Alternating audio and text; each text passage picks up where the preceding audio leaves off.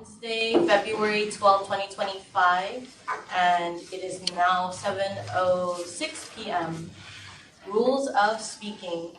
Anyone wishing to speak is asked to click the raised hand icon, and when recognized by the chair, to address comments to the chair.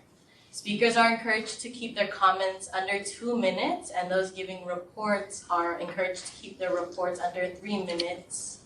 Please ensure your microphone is muted unless you are speaking. Please state your first and last name for the record before moving into your comments or questions. Written testimony may also be submitted via email using the contact information listed on the Neighborhood Commission Office website. Please silence all electronic devices or put them on airplane mode is how I have it. Note, the board may take action on any agenda item, and as required by the State Sunshine Law, Hawaii Revised Statute Chapter 92, specific issues not listed on this agenda cannot be voted on unless properly addressed or properly added to the agenda. Find archive of handouts and reference material concerning to the Kalihi Valley Neighborhood Board number 16 on the Google Drive. And meeting recordings can be found on YouTube in the City and County Neighborhood Commission Office. First on the agenda is actually special announcements. First, I want to announce Neighborhood Board elections applications are due by Friday, February 21st of this year, which is in 10 days from now. So if you'd like to be on the Neighborhood Board for Kalihi Valley starting July of 2025, you just have to be 18 and over, live in Kalihi Valley, and be able to attend our monthly meetings second Wednesday at 7 p.m. Unless it's been changed. I believe we could change that on that day, July 2025. And another announcement is that crossing guard is needed for Kalihi Uka Elementary. Had someone bring that concern to me. And so anyone that's available like 1 hour in the morning and 1 hour after school, I think the rate is around like over $19 an hour, but it's 10 hours in total, right, for the week. So any crossing guard, anyone available to apply at Kalihi Uka, or even your nearby elementary schools. But next on the agenda, we'll go to City Monthly Reports, Honolulu Fire Department. I believe they're interested. Hello.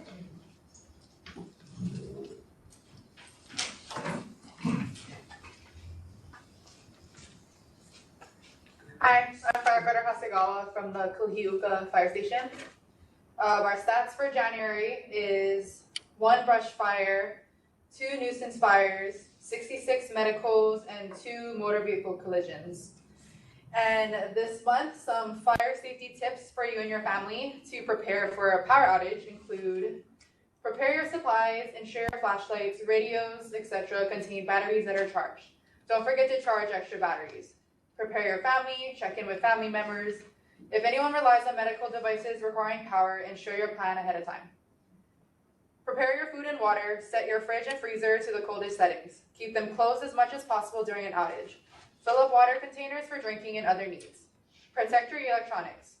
Unplug unnecessary electronics to prevent damage from power surges. Never touch down power lines. Always assume lines are energized and dangerous. For more safety tips, visit honolulu.gov/DEM. Learn more about power outages at hawaiianelectric.com/storm center. Does anyone have any questions? I do. Okay. I'd like to ask, in Kalihi Valley, when there's an emergency vehicle that needs to access a home, how are you guys, I'm sure that there's challenges in some streets where it's very tight. Recently, where I live, we were deemed as a fire lane, a common area. Okay. We had numerous phone calls for the fire department to come up, but they're not able to make it due to vehicles blocking the whole fire lane. It's a common area, but also a fire lane. Okay. How is the Honolulu Fire Department, are they able to enforce it? It's a private association, but it's also, under the the Department of Planning permitting, through the extended use permit, it was considered a fire lane. And it Okay, needs to have access. okay, From what I understand, the definition of fire lane is that no cars can't be parked there, period. How do you guys enforce that? so unfortunately, our department isn't, like, we're not able to cover enforcing parking. Okay. That's more police department, I believe, Police but we can department. also go back and figure that out and get an answer for you next neighborhood meeting. Okay. But to my knowledge, we don't enforce parking, so we will park where we can and where we fit and walk to where we need to go. Sorry, if you need, cars moved, just call HPD on that one. And we don't have any enforcement. So you guys have to trek, you guys literally have to walk up the hill, and if you guys have Unfortunately, to, that kind of comes with the job. it comes with the job, but there's also, liability wise as well to you guys, get hurt, right? There's always liability, I mean, like, some risk for us having to walk on these, uneven roads or tight roads or, hilly roads. All right, so it's not within your jurisdiction, you would be HPD. Not for us to enforce parking, Got it. yeah. Any other questions? Thank you. Any questions from the board online or in person? Anyone hands up? And any more questions from the community, online or in person? No hands up, okay. If they're seeing and hearing none, I just wanna thank you for being here in person and have a good evening. Thanks. Thank you. For the fire department, please. Someone had a, Oh, that was, Simeon. Simeon. Yeah, Okay, go ahead, yes. Simeon. Yeah, Simeon, we have one more question, from Simeon. Yes, for the fire hydrant, parking near the fire hydrant, would that be a police officer, jurisdiction as far as, at least clearing out the fire hydrant where people park near the fire hydrant? Yes, so unfortunately, that is also HPD's jurisdiction for parking. Thank you. Thanks. Thank you. Are there any more questions from the board or community online or in person? Seeing and hearing none, thank you again and have a good evening. Thank you. Next on the agenda is Honolulu Police Department. Good night. Thank you for what you do. Good night. Are they online? Yep, Or- Lieutenant Yamashita. Good evening. Good evening. This is Lieutenant Yamashita. Go over the statistics for the month of January. We had 1 aggravated assault, 2 auto thefts, 3 burglaries, 0 robberies, 0 sex assault, 3 simple assaults, 6 thefts, 1 unauthorized entry into a motor vehicle, and we had a total of 660 calls for service. Let's go over. I know we had a concern brought up regarding the Kula Kalea Drive area and Kalihi Elementary about loud pipe bombs or explosive noises. Our officers continue to make checks over there, and they haven't found anything. We are encouraging the community members to call if they hear any of these disturbing noises, so officers can respond and make checks of the area. Also, a quick update regarding the case on Nobriga Street about the theft. It's still assigned to a detective, and they're waiting to see. They're creating a crime information bulletin to see if anybody can identify the suspect for that.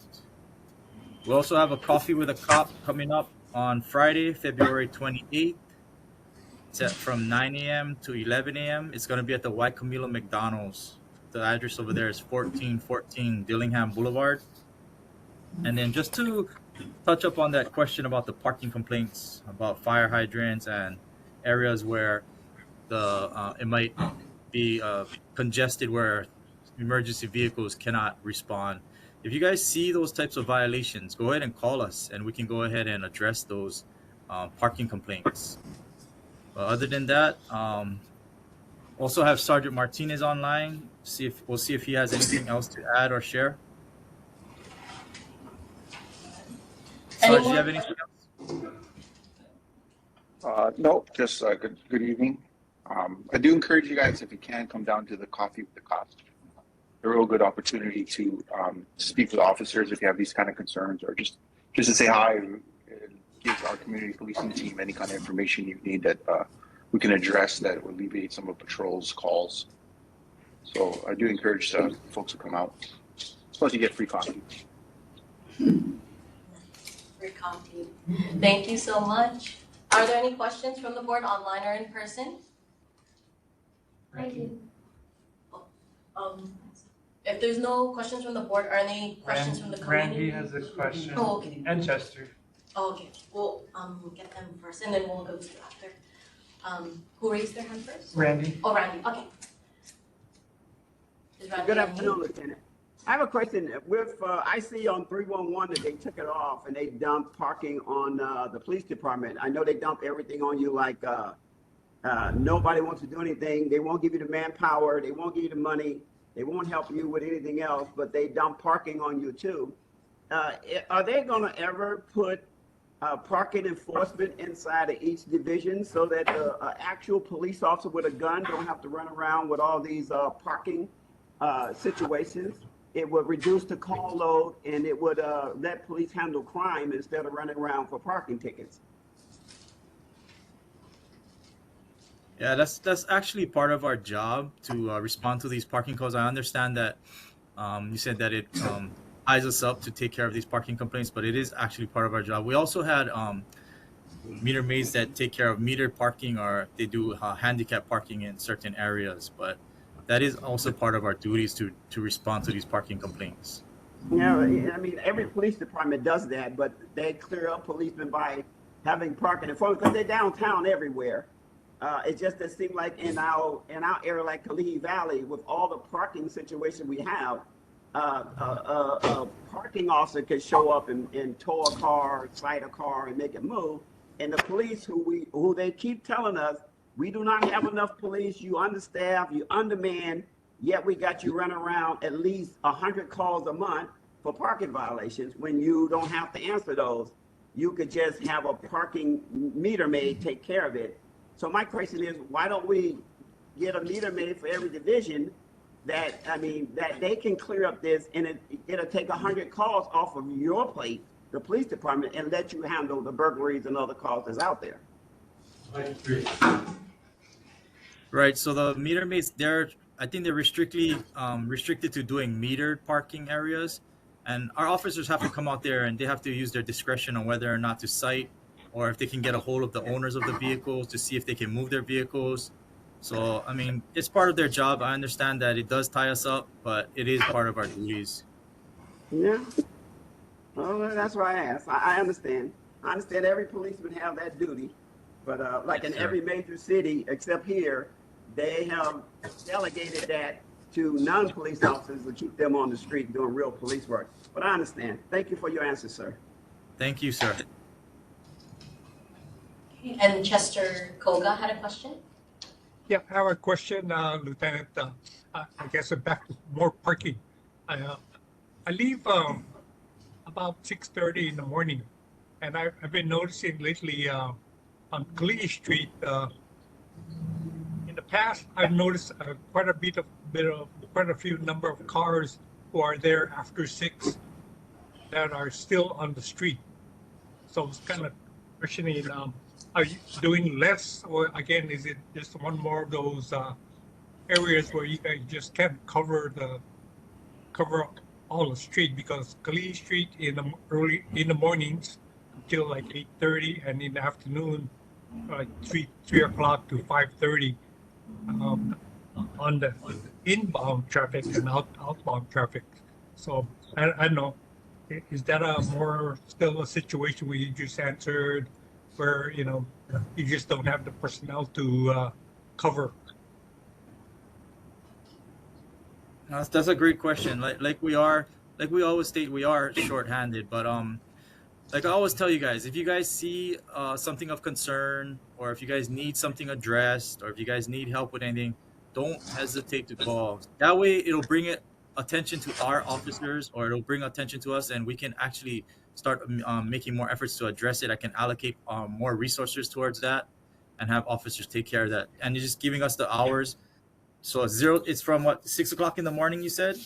And Yeah, 3 well, o'clock in the afternoon? I leave at 6:30. 6:30, and then 3 o'clock in the afternoon also, yeah, you said. Yeah, yeah, but I've just observed recently where in the past the tow trucks are out there. If there were any vehicles from Kalihi Street, but recently I haven't seen any. So anyway, but I don't hang around, because I'm commuting, right? Second question has to do with the same thing with more parking on Kalihi Street.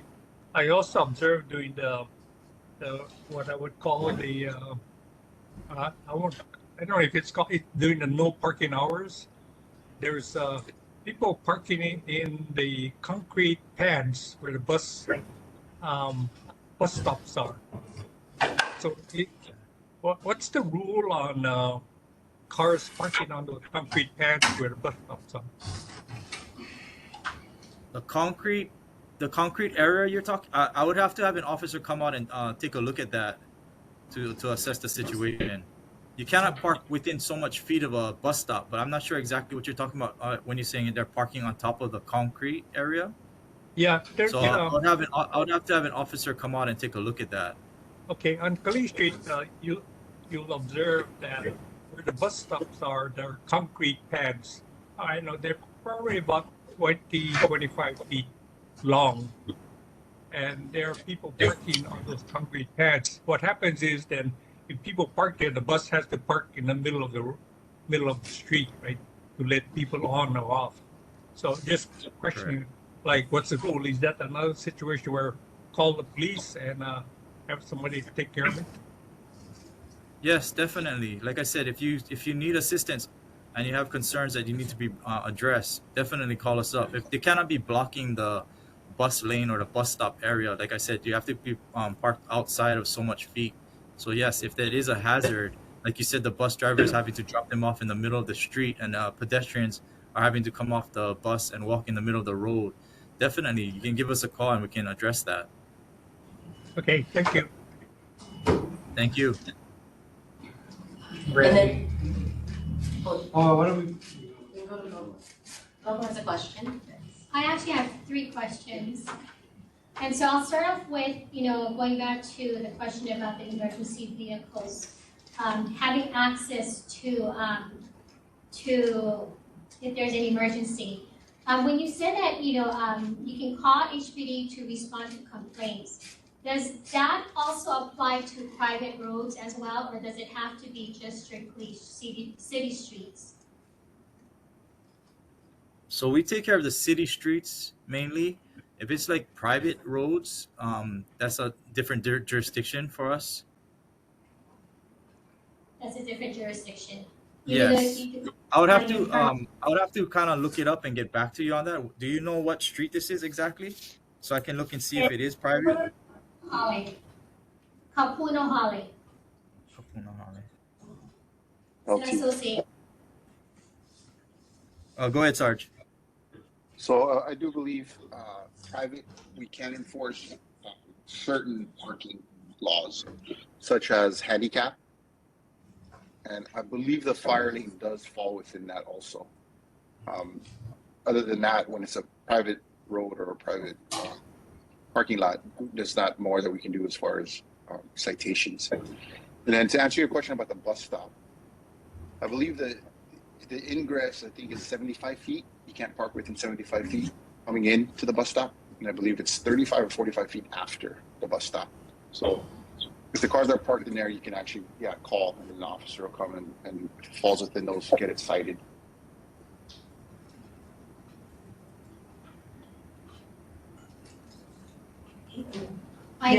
Could you clarify that, Officer Martinez? You said that the fire lane is also, it also applies to handicap stalls? Well, I know for a fact handicap we can enforce on private property and roads. If I remember correctly, I believe fire lanes are also, but I would have to get 100% sure to give you that. But I believe so. So those are the two that we can. I'm sorry? It's a statute that says that fire lanes and handicap are considered equivalent to each other, and that whether, regardless if it's private or not, it can be enforced by HPD. They have the jurisdiction. I know, like I said, I know for 100% fact, handicap is. I'm trying to look up right now on my other computer for the fire lane, but if I remember correctly, I mean, it's been a long time since I've been in patrol enforcing parking, but I do believe that those two fall within our jurisdiction. I know, like I said, I know for a fact we can't enforce handicap. I would have to be 100% sure. I'm trying to look it up right now. I just can't find it on the fire lane, but I believe so. Thank you.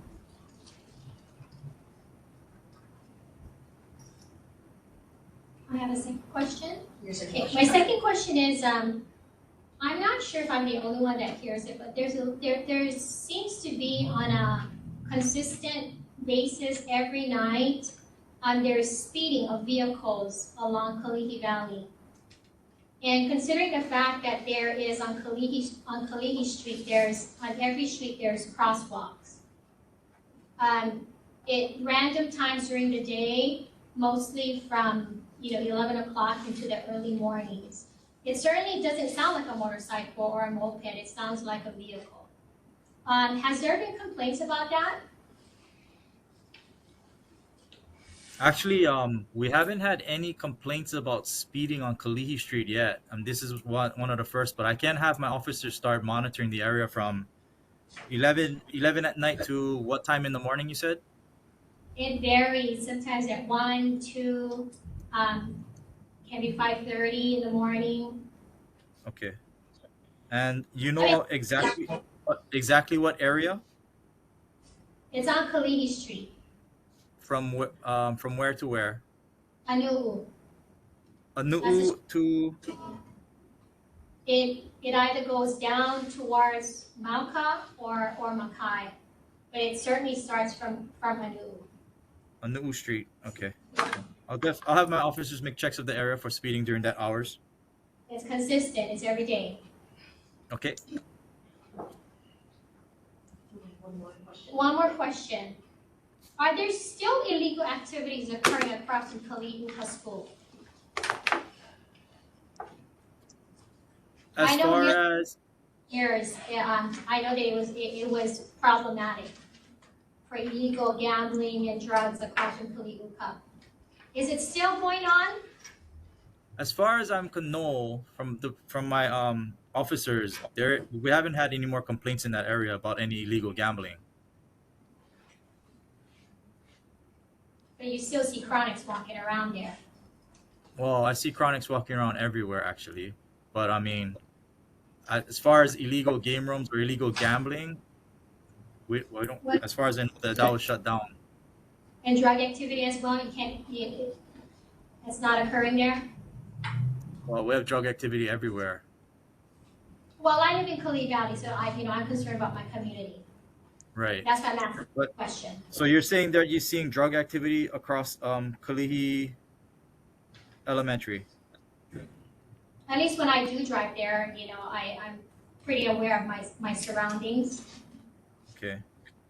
During what time is this? Random times of day, sometimes I'll drive on the freeway, sometimes I'll take Kalihi Street. It just varies. It's just, I think because I've lived there for so long that, you just kind of wonder if it's still going on. Okay. Do you ever call the police to report it when you do see these drug activities going on? No, I don't. Sorry, what was that? You don't? No. Okay. No, I don't. Could you call us and tell us? So you can bring it to our attention so I can have an officer come out and check, but I will have them make spot checks. But you don't have a time range? It's just probably various times because I'm usually home. It's when I'm driving, when I do go home, or when I'm leaving, I kind of notice, I kind of look around to see. It's just something that I just kind of wonder, because it was, it has a history of problems there before. Okay. So what is the most recent time that you've actually observed this then? Probably about maybe 3 weeks ago. 3 weeks ago. Okay. If I can, I'll have officers. Go ahead, sir. if I can, just to give you some background information on the game rooms. I know that one across the street, but you're talking about the liquor store, right? Right across the street from Kalihi, the elementary school, correct? Yes, Kalihi. Yeah, I know. I went on a. They shut it down. I know a few months ago. I don't think it's come back. Just to give you a little bit of background information, our crew unit, our crime reduction unit, has done a good job of closing down a lot of game rooms in the Kalihi area and getting them permanently shut down. They took a different approach, which is working pretty good. I think last year they closed down permanently over 20 game rooms that didn't pop up again. Because in the past, what would happen was it would pop right up right after we take everything, right after the search warrant. But they took a different approach. I don't know if you read it in the newspaper also, but what they're doing now is they get like building Department of code Planning and violations. Yeah, they get building code violations, fire code violations. So they started putting the pressure on the owners of the buildings. So that's how they've been successful in cutting out some of the game rooms in Kalihi. Like the lieutenant said, if you do suspect another game room there, do please call us. You can actually email me. I'm part of the community policing team. And then I can pass it on to our crime reduction unit, and they can watch it. And if it does show that it is open again, then they can take necessary steps to try to get it closed. And my email is just jmartinez@honolulu.gov. And like I said, the community policing works really well with our crime reduction unit. And we can try to see if that is one that's open. We can see if we can get it shut down again. Thank you. Thank you. Are there any more questions from the board or community online or in person? Seeing and hearing none, thank you and have a good evening. We gotta raise hands on. Oh, is there? I Simeon, had a okay. raised hand. I had Yeah. one. I want to clear up some stuff really quickly. Yeah, go ahead. Real quick, LT for what Chester was talking about. There was a vehicle parked for 3 days. On the east side of the street, there's no parking from 6:30 to 8:30, and on the west side of the street, it's from 3:30 p.m. to 5:30 p.m. Last week, there was a gray vehicle that was parked that was front end TC damage. I called it in as a stolen vehicle, and that vehicle was towed. So the police came out and they towed that vehicle, probably as a stolen vehicle, but it's from 6:30 to 8:30 in the afternoon. We have a resolution tonight. The game room has been shut down, and I've been checking. It has not been reopened across from Kalihi Park. So it is closed. The gangs are hanging out. What they have is a 415 group and maybe some drugs. They're in the park from 8:30 until maybe 12 p.m. at night. We have a resolution going up right now that we want cameras and motion lights put in that park. We also had the tree cut at Kalihi School that was hiding the lights so the gangs can hang out under the tree. So we got a resolution tonight for Kalihi Park that we can get like Chinatown. We're asking motion lights and cameras in that park like everyone else to keep the crime down. But they are hanging out basically, let's go from 9:30 until like 2 in the morning. If they drive through there, just see the 415 groups hanging out. So that's what's going on in Kalihi Park. Because I drive by there every night or every other night when I'm in town. And if we get the cameras and the lights in there, the motion detector lights, it will cut down your officers responding because we'll have them on camera. That was my update. Thank you. Thank you for that, Randy. Also, I don't know if you're aware, but Principal Santos there, he's really good at Kalihi. He keeps us informed a lot of what's going on. There's been a couple instances where his janitors actually cleaned up areas of the park, and he's had some instances where he's turned in small amounts of like residue drugs that they find, and they do turn them into us, and we do turn them in and make the cases. So it's a good partnership to have there with Principal Santos at Kalihi. Simeon? Yes, Officer Martinez.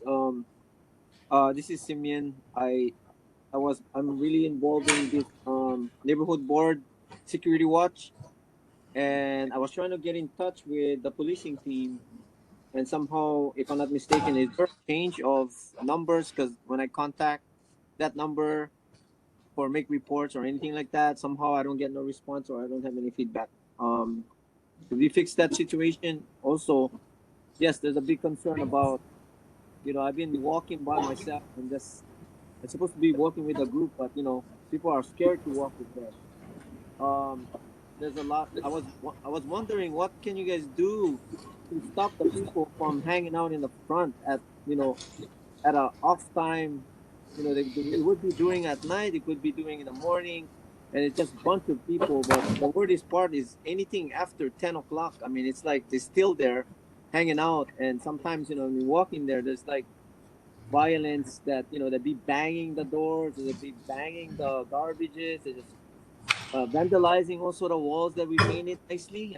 So again, I think I would like to I would like to support Randy's the cameras in front. Is there a way we can speed that up? And also, if you could at least get me information about the policing team and crime reaction unit, where I can do my reports, and so we can have an effective neighborhood security watch, and also I can encourage more people to join in. Yeah. So, I don't. There hasn't been a number changed. I don't know. Um, the best thing to do is just email. Go ahead and email me, Officer. We had Officer Ing. He used to run our Exactly. neighborhood security watches. Yeah, but he got transferred to another district. Okay, so that He's actually coming back to us. Okay. So Officer Picadura and Officer Nebriga are taking over right now, as of right now, temporarily for the neighborhood security watch. But yeah, if you can email me, I'll pass it on to them, and then we can set up. If you want, we can set up a time where we can actually walk with you. Yes. And try to get more of your fellow members of Community Watch to come out that day, and we can provide you guys. I don't know if Officer Inc. provided you guys with like the flashlights and. Yes, they did in the beginning. So what happened now is I recruited more people that's interested in, becoming part of the neighborhood security watch. So I was trying to contact so that way we can, get them educated, and to know what is the parameters and what to do. So yeah, that's go why ahead and email me. Good feedback, officer. Yeah, go ahead and email me, and we can get a training date set up for those new people, and we can go ahead and train them, and then give them like the vest, the respective vests, and the flashlights, and train them so they can be part of the walk, and not only the citizens patrol, because the citizens patrol is the actual walking part, right? But there's also the neighborhood watch, which is just the non-walking group. But yeah, just email me, and we can figure it out. Okay. So you think, is there anything we can do about those gentlemen or people who's hanging out on off hours in front of the just call it in, have them checked out. That's the best thing to do, especially if it's off hours. Have a patrolman come and talk it, and then Okay. I'll talk to the LT. Maybe we can have a little bit more visibility during those hours. Okay, thank you. Thank you. Are there any more questions from the community or the board online or in person? Okay. Seeing and hearing none, thank you again and have a good evening. Thank you. Good night. Good night. And next up is Board of Water Supply. Hi there. Sorry, I'm in a noisy location. I hope you can hear me. Yes, we can hear you. Okay. So hopefully it's quick. We have one general announcement, the water waste hotline. So if you see water being wasted, such as a broken pipe, malfunctioning sprinkler, a running faucet, excessive watering, or something similar, let us know and we can follow up and stop the unnecessary water loss. So there's 3 ways to contact us. You can go to boardofwatersupply.com/waterwaste. You can email contact us at hbws.org. That's contact us at hbws.org. Or you can just call at 808-748-5041. And I had a follow-up from the last month. Resident Sung asked about, he mentioned there was several main breaks on Kalihi Street near Nalani Eha, I think, and then as well near the freeway and the pumping station, and if there's plans to fix them. So I asked that question, and I was told that, so in the past month, there was 3 water main breaks that occurred in or around Kalihi Street. So the 2021 Amanai Iki Street, there's permits awaiting approval for the contractor to proceed with permanent paving. And so that should be done in about 2 months. At 1308 Hala Drive, there was a grass area that occurred in a grass area, so there's no impact to the roadway. And at 1824 Dillingham, near Mokaea Street, the break happens in the rail construction zone. And to let you know about the project in the area, there's going to be a North School Street water system improvement projects scheduled to begin in 2028. And it's going to replace aging infrastructure. So that's pipelines in and around Kalihi Street. And I'll provide more information when that becomes available. So I hope that might have answered his questions. And I'm sorry if I had the wrong information. That's all for now. And yeah, that's all. Thank you. Are there any questions from the board online or in person? Oh, we do have a raised hand, I believe. Dana. Yeah. Dana, yeah, okay. If no board members have any questions at this time, any community members online or in person, I believe Dana, yeah. Yeah, I just wanted to follow up. I don't know if she addressed this question before about the museum on King and off Tailing. If there was any times or sites to look when the thing is open to the public. I'm sorry, I may not have actually reported it because they actually don't have it. I should have just at least reported. We don't have any set date because the construction is still ongoing. So, as I told them too, I'm interested in going to the museum. So, depending on how construction goes at that facility and if they'll maintain the museum, I will let you know when it does open up. Or probably make an announcement. Or we will. That is Okay, thank you. Thanks. Are there any other questions from the community or online?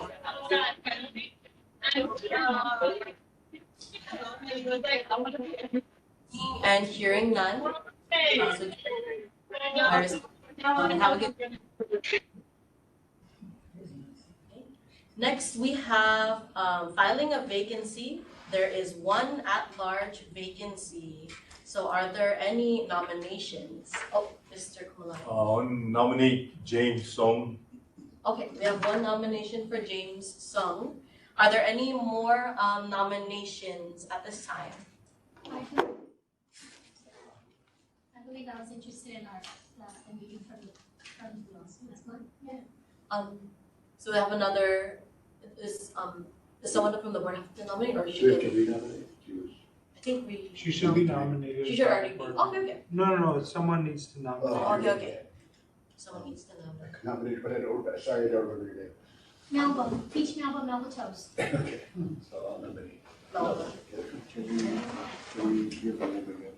Yeah. So I just want to ask if so we have Melba and Melba. Sorry, last name is Amara. Okay. Melba Amara and James Sung. Are there any more nominations at this time? Randy? Yes, I'd like to nominate Jackie Ujano. Okay. Jackie Ugiano, do they have to be here? Yeah. Is she here at this? Yep, I see her Oh, on. perfect.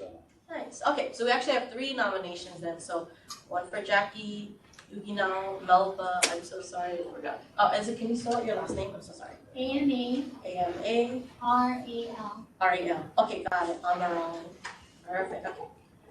Melba, Amaral, and James Sung. And so if there are no more nominations at this time, then I would like to ask our nominees, all 3 of you, to take a minute to introduce themselves. And if anyone from the board had any other additional questions they'd like to ask our nominees right now, along with introductions. Anyone had any?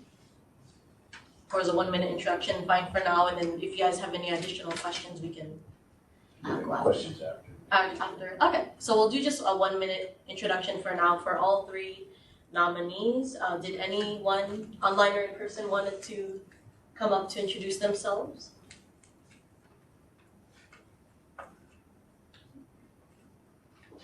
No, who want to go first? Do you need to go in the front or something, or can I? You can stand. Just so they can see you. Yeah. All right. See you. Do I face you guys or? I think you can. You speak. can face You kind of face me, that way that both sides. Okay, so Yeah. you're done, okay, all right. Hi, my name is Nova Amaral. I've been a resident of Kalihi Valley for almost 30 years. I love our community, but I recognize that there is a lot of concerns and problems. I was a board member for Kalihi Valley, probably about back in the early 200s for about a number of years. I was a co-chair there. I am interested in filling this vacancy. I am available to attend meetings, and I would like to, again, I have concerns, and I think I could bring a lot of, experience for our neighborhood board. I'm a paralegal. I was trained with the prosecutor's office. I've been training for about 6 months, and I'm also a researcher as well, legal and medical. So I understand law. I don't interpret it, but I research the laws, and it's something that I enjoy. And so, I ask pertinent questions, and I can see that there is a lot of concerns here in the valley that needs to be addressed, and I can articulate, and I'm a strong advocate for our community. Thank you. And then next, either Jackie or James. Jackie? Okay. Is Jackie ready? Oh, raise their hand. Who's the attendee that raised their hand? I'm so sorry. It's Simeon. Let's go ahead with Jackie. Oh, I like your Sorry. background. Oh, sorry. I don't know how it happened. I think I didn't log into to WebEx for a while. I'm used to Microsoft Teams. Anyway, hi everyone. My name is Jackie Ujano, and I did spoken briefly the last time when I was actually present. Yeah, I lived in Kalihi for about over 30 years, and I like I mentioned the last time, I do want to get involved more, because seeing a lot of changes from 30 years up to the current time. um, I truly believe that a lot of our voices should be heard, especially the current issues and crimes, that are going on within our neighborhood. Um, and I believe that, being actively involved in the decision-making process will enable me to process to offer valuable insights and contribute towards implementation necessary changes, especially for the current situation that is happening within the neighborhood. And I also work for the state of Hawaii, if within the correction setting. I've worked in the Department of Defense in previous years and within private sectors, and always in alignment with policy and procedures, making sure that we are in compliance within state and federal law within our jurisdiction. And again, and looking out for the safety of our community and neighborhood. So I hope that people in our community around my area are on are online are being heard. And I've also shared it with my social media, my intent of this election, because I want to see changes, not just talk to talk, but really something that can happen within the community, and all the complaints that can be heard, can be provided answer, when we do seek help from our authorities. So yeah, so I want to be a part of that decision making and in hopes for change. So again, my name is Jackie Jano, and I live in Kalihi Valley, Nobrega. Thank you. Thank you, Jackie. Okay. And last but not least, we do have James Sung, and if you have any follow-up questions, we can go another round again. But I think I want you. The KTV was leaving now. Oh. Go ahead, you're not? Oh, party. James Sung, fourth generation Kalihi Valley resident. I've been actually coming to these meetings in person when it was not fashionable. Everyone was at home doing Zoom. It was only Spencer and I in person. Been doing this way more than 2 years. So I don't show up just to be elected, actually show up, participate, and be involved as much as possible. Showing up at the last second to be on the board, it's not me. You guys all know me, who's here, so that's all I have to say. Thank you. Are there any, there's an attendee that has raised their hand. Simeon. Okay, do you have a Simeon, do you have a question for our nominees? Yes, I do. Who was the first person who spoke on their presentation? Is it Al Moral? Could you please? Melba Amaral. MELBAMARAL. Is that correct? Sorry. Yep. So she was present at the last meeting too. So her name is in the minutes if you need to see it again. Okay, thank you.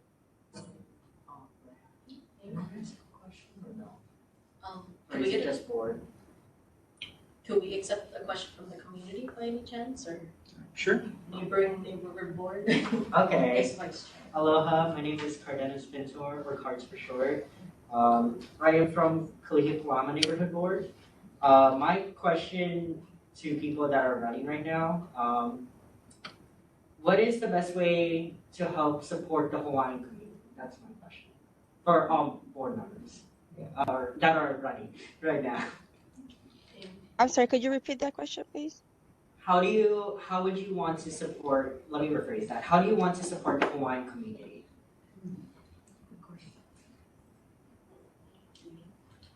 Could take a few minutes, but a minute or less to answer the question, but. I'll go first. Oh, Mr. Song, okay. So, was it last week, Friday actually, I actually went and met with Tyler DeSanto Tam about how do you create money from nothing to support not only our community, but other communities.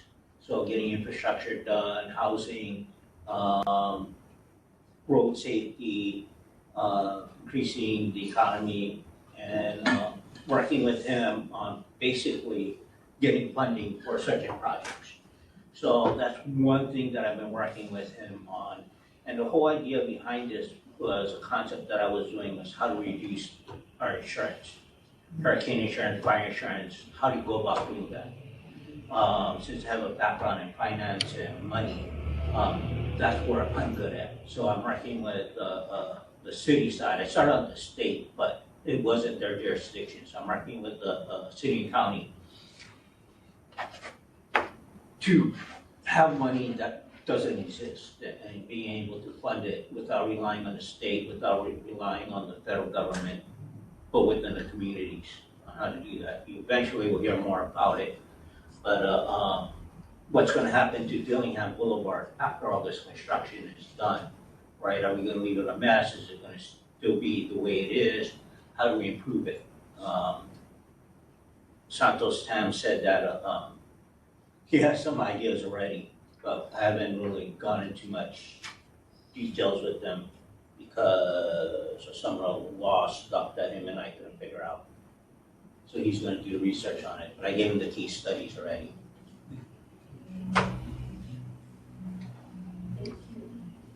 Thank you, and then either Jackie, Jenna, or Melba. I'll go next. Well, the question is, I just want to clarify, is it when you say the Hawaiian community, are you referring to the native Hawaiian community? In this context, yes, Native Hawaiian community, but also if you have like context for Hawaiian sovereignty or Hawaiian nationality, then we can add that. Well, when it comes to the Native Hawaiian community, I'm married to a Native Hawaiian here. And I've always believed that, it starts with one person at a time, and understanding their concerns and their real concerns and just, and being aware of their challenges that they have. And it's misconceptions, right? Because, we're told, that, especially like particularly, the Hawaiian homeless right now, there's this huge movement where they're trying to, I think they're trying to right the wrong, when it comes to, giving, Native Hawaiians, lands to build their homes on there and understanding that, right? And, because we've had that misconception that, that you can't own the property, and I think it's evolving. And I always believe that it's, one person at a time is how you affect the community. I always said to myself that, when I do get involved with the Native Hawaiians, where there's a cause, I gotta understand the facts and what the issues are, because that's what it is. And being able to, filter what's, just talk or, again, I'm a fashion person. That's just my background. And again, being married to my husband Eddie for, over 30 years, I've gotten to understand, the challenges that the Native Hawaiians do have, because there's so many communities, and, and I think it's just trying to, they have to come together and come for, that one cause. And I think that there's a lot of fractions. And I think that if, you start with one individual at a time, that's how you can kind of affect, the community itself. I believe that, it's a, but, that's just the way how I see it, is one person at a time.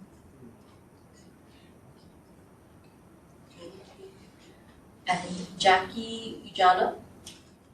Hi. Yes, this is Megan Jackie. For the support, the highlight of that would be, just being active in your community. It's really significant, to being active and fighting for change. And then we need to ask for equal representation from our elected officials that can help us expedite for what we're fighting for and the change. And then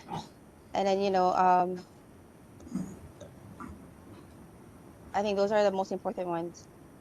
Just being active. Thank you.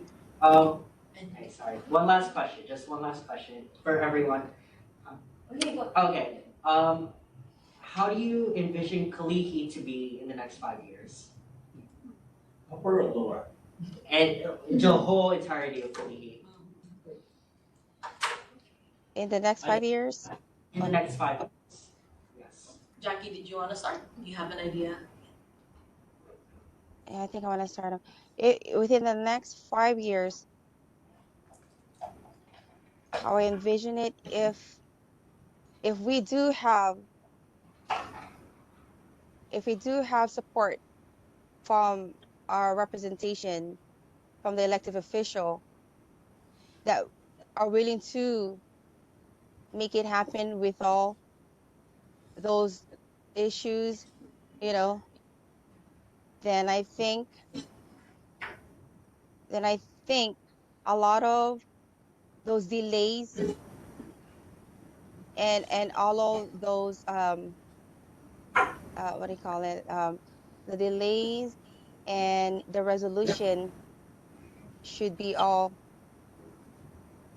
implemented by then, only if we have the backbone from the officials.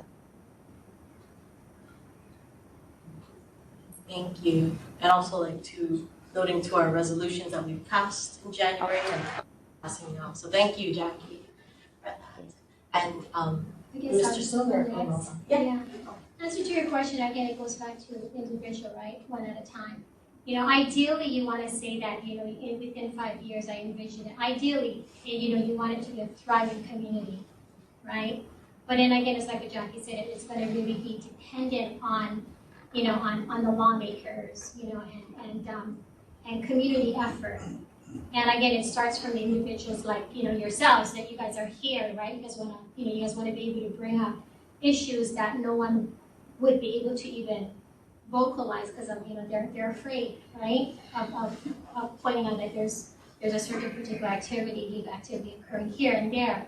So again, it starts with individual relationships and being, and having the courage to come out and advocate for your community. Because, when you go to other communities, they're thriving, right? And you kind of wonder why, that patch of grass is mowed as opposed to when we come home and we see grass is so high even after a rain, right, after a week, and it's not being cut down. And you kind of wonder where, you see so much people passing by, it's a daily commute, and it's being ignored. And then it really boils down to the individual, how involved do they want to, get involved, and how important is it that, that we want a thriving community within our where we live.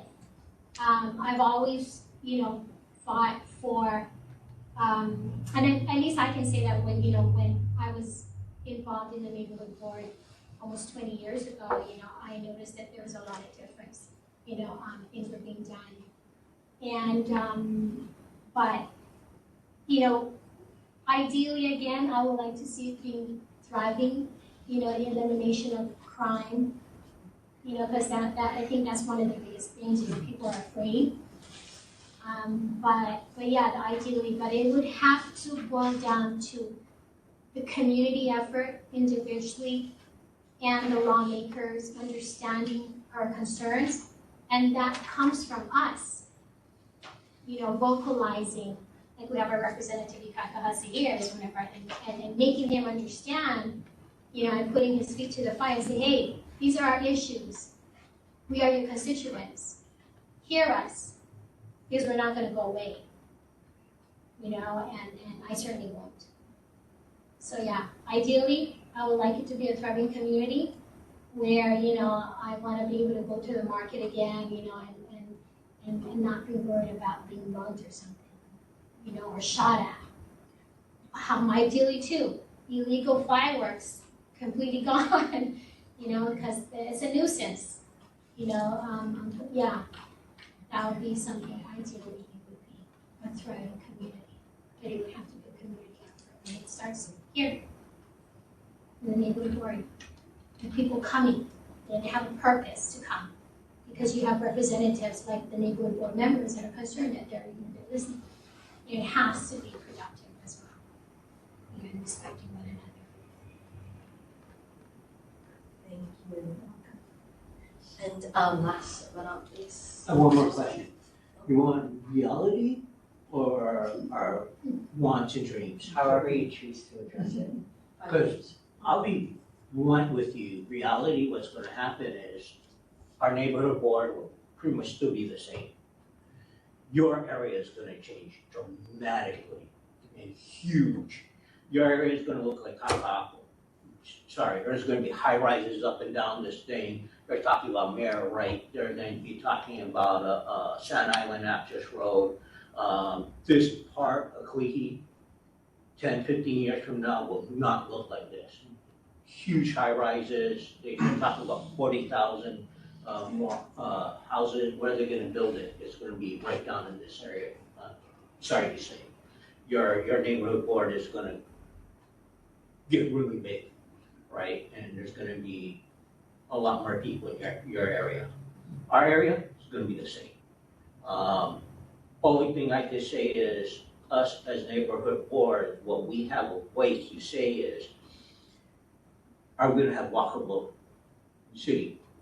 How safe is it going to be for us to cross the street? That's where our voices come in, right? Areas that more people are around, right, tend to be safer. Dark areas, alleys, things like that is where it seems more dangerous, right? So there'll be that area around School Street, there'll be a mix of between high and low. That's going to be more of the sketchy areas. I'm thinking everything's going to get pushed to, but the suburbs will be fine.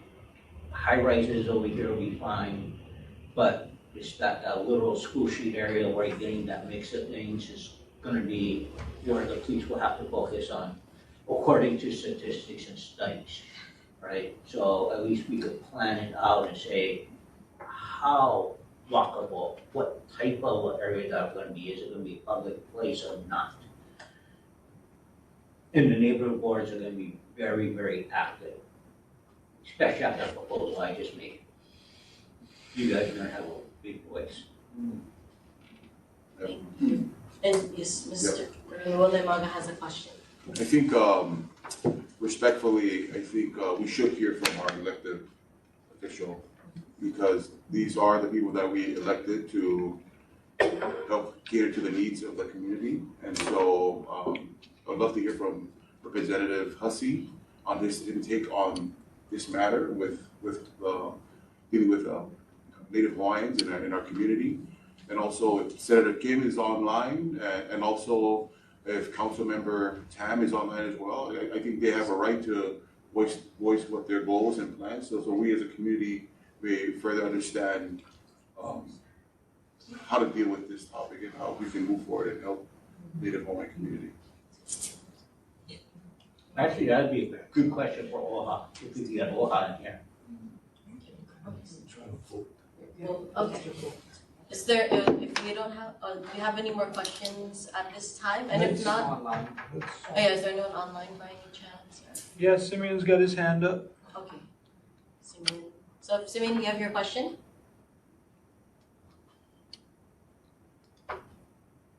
Oh, I don't think he's. We can't hear you. Yeah, you're mute right now. Okay, can you hear me? Hello? Oh, there. Yes. All right, perfect. I'm on.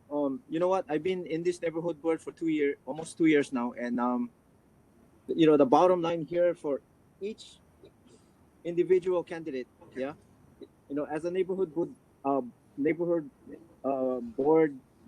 and also a neighborhood board watch coordinator.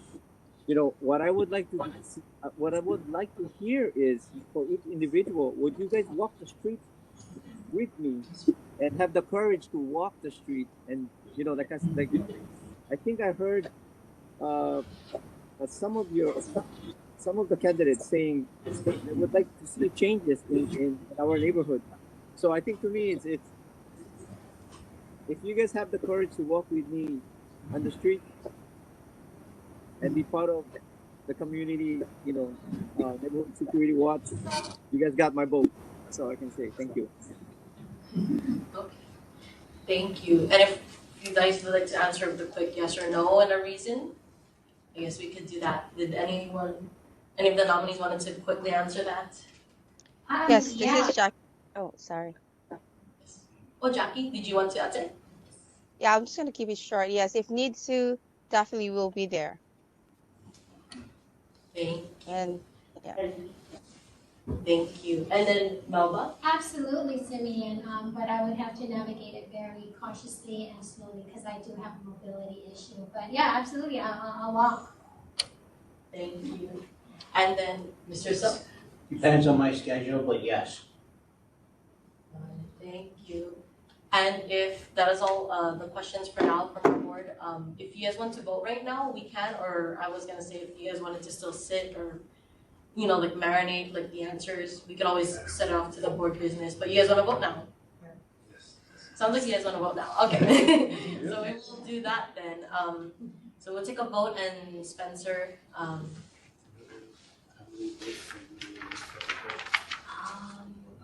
quorum is not, I think, 5, yeah, 5, yeah. Okay, I will go ahead and read through the names.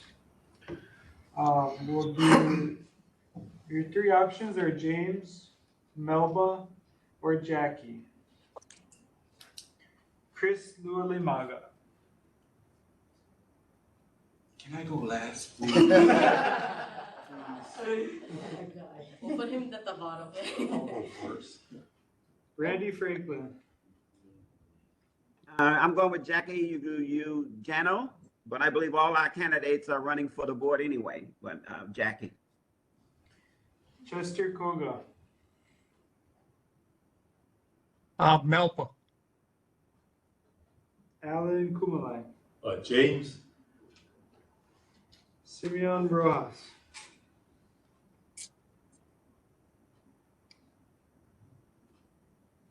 Simeon? Can you come back to me? Sorry. Fernando Tan. James. Michael Gotti. Maybe James. Chair Lelo Hatumbaga. James Sung. Chris Lolemaga. James. And Simeon Rojas. Mr. James, you better walk with me. I think Okay, congratulations, James. You got 1, 2, 3, 4, 5, 6 votes. And thank you, Melba and Jackie, for coming out. And we hope to see you next term during the election as well. Thank you.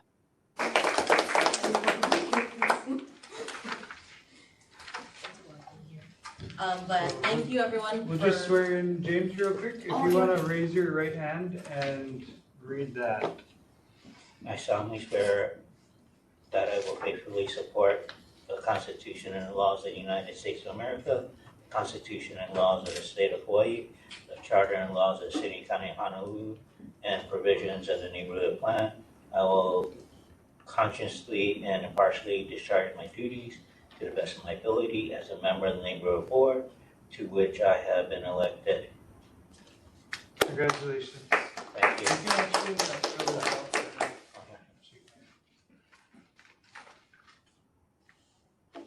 Lots of blue pens. Yeah, I think. Thank you so much.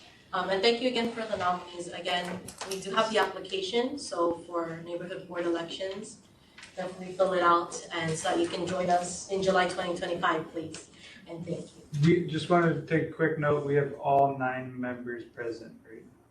Yeah. Yeah. Woo! It's like never happened before. Thank you guys, everyone. And next we are going to move on to residents and community concerns. Are there any residents and community concerns at this time? Cards? Okay. I'm gonna screen share. Okay. Yeah, perfect. Okay, so aloha, my name is Cardenas Pintor, or Cards for short. I am with Project Donna. We're an organization dedicated to helping the caregivers and the elderly. We're placed in Mo'iliili, Hongwanji. But we are hosting a Healthy Active Aging Fair at Jikoin Hongwanji at Okinawa Memorial Hall, 1731 North School Street, Honolulu, Hawaii, 96819. On Saturday, February 22nd from 10 to 12. You get to learn about healthy nutrition, healthy exercise, fall prevention with presentations, speakers, and resources from Public Health Nursing, Kalihi Health Center, Others Affairs Division, OTs Association of Hawaii.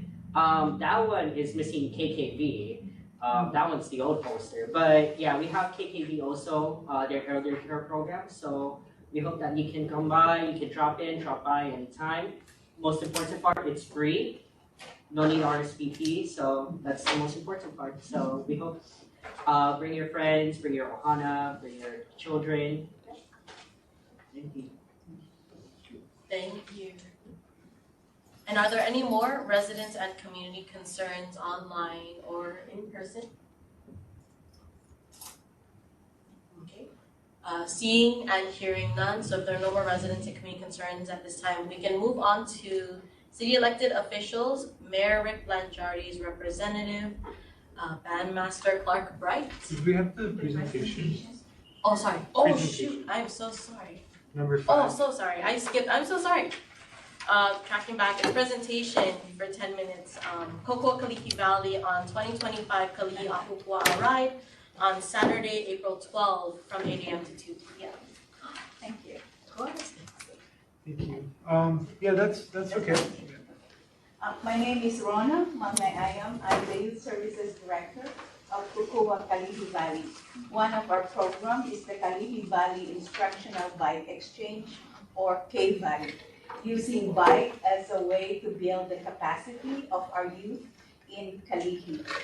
It's celebrating its 20th year actually this year. So every year we sponsor the Kalihi Ahopua Ride. It's a community bike ride, and this is led and planned by the youth in the KVAI program. So this is scheduled on April 12.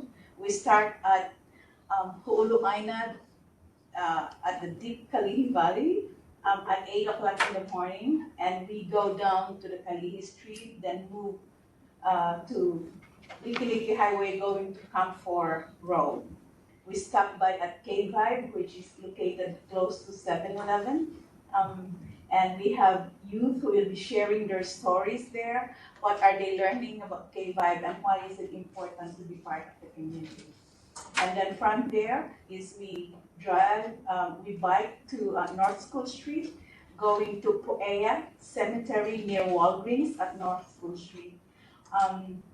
The reason why they are lifting up this place is the Joseph Kahavai, one of a native Hawaiian who was murdered and accused of raping a white woman many years ago. So the issue of racism and justice and all that our youth are learning.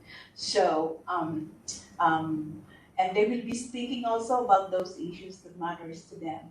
And part of that also is we were able to connect with a great-grand nephew of Joseph Kahavai, who will be part of those who will be speaking also at the Pu'ea Cemetery. From there is we cross North School Street going to Bishop Museum. A Kumu will be welcoming us there and sharing stories how important the museum is and the history that people should be learning in terms of the Bishop Museum and its contribution to the community.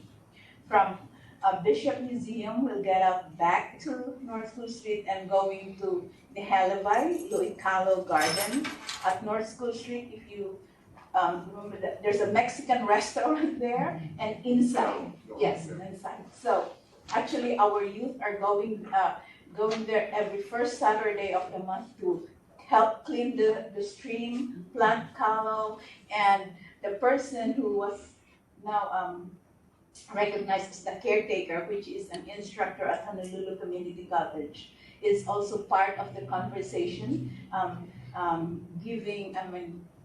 sharing the story, what the garden is all about and why is it important. And we have a youth from our program also who will be speaking about that. And then from there is we get up from North School Street to have tailing going to Kalakaua District Park. We'll have a 10 to 15 minutes break there to rest, talk story with one another.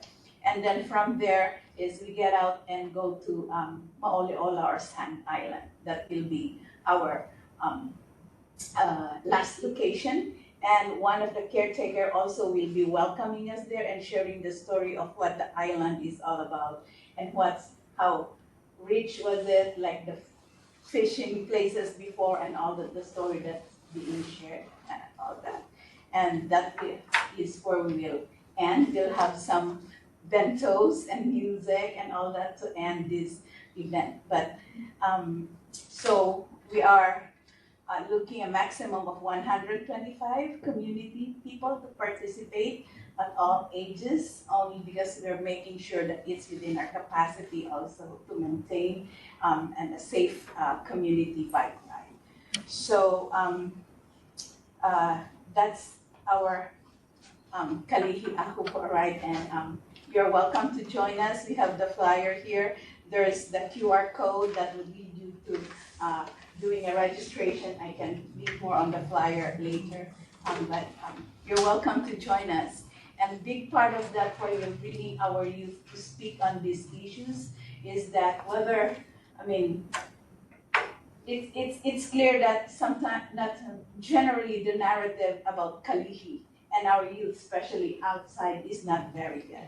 So this is an opportunity for them to speak truth to their stories, to speak truth to the issues that matters to them, and to tell the larger community that, hey, this is who we are. It's not what the general narrative that's so negative, but here we are. So that's what this ride is all about.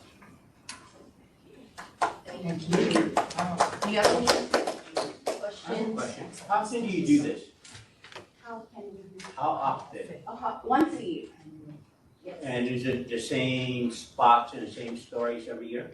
Yes, same spot, not same stories in a way, but different speakers, so different issues that come out from their, what do you call that, speaking as youth during your time, yeah.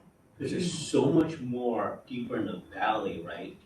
You have the Buddhist temple back there. You have some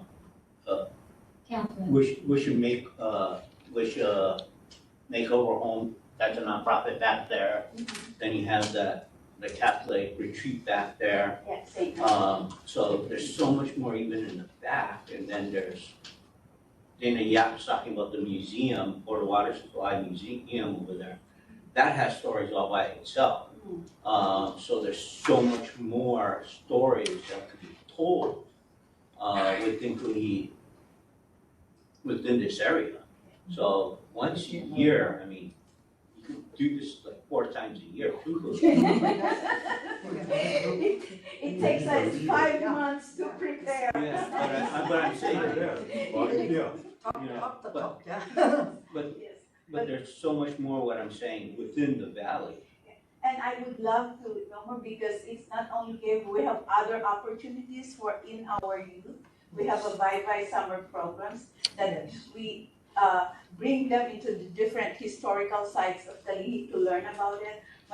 And so I would love to know more about those spaces that we can see what are those possibilities and opportunities that our youth will go and visit and learn from. Oh yeah, that'd be great. So how can we help you as people, neighborhood residents? Donation. Can we donate food or what would be most meaningful? Or organize field trips, things like that, right? We can like Get the block, water, Security, whatever it is. Yeah, well, yes, during the ride, if you want to be part of, like, to help make sure that the riders are safe and all that. Can we ride the bikes too? Yes, yes, yes, yes. I'm really interested because I did this 15 years ago. Hey. We went up to Lady of the Mount. Might be a different, That was, maybe that not was- on this program, I don't know. oh, it wasn't this program? Oh, Yeah. because they took us different places too. Lady of the Mount was one of the places that I remember. Alright. And the Lloyd, and that's where we ended, was the Lloyd. And so, Oh, yeah. I love to Yes. take my kids Oh, to be please. part of this. Yes, Yeah, yeah. yes, yes. So that's why I'm asking you if I can ride around it, because I have a son that's really naughty. He might. Yes, you can bring your son. Yeah. You'll take care of your son. Yeah. But we love it, like. Thank you so much for being here. Representative Mikaya's son joined our ride, There you go. So, yes, if you would like to help us, not only on the event itself, you're talking about like snacks for our kids, because especially that whole week, the program is actually, the bike is, these are used bikes that donated by the community. And then our youth on our program was taught to remove what are those not usable parts and keep those one, and then others is that, and then we buy parts that would help rebuild the bikes. And so, and then they can use those bikes, bring those bikes for themselves to use. So going back to her question, what do you need from the neighborhood board that we can help support? You know, are you gonna meet with your committee and then let the chair know, like, hey, this is what we need 12 volunteers or. Yes, whatever. can I do that? I will go in those areas, but Don't you need a permit to be approved? yeah, oh yes, one part of why I am here is, yes, thank you.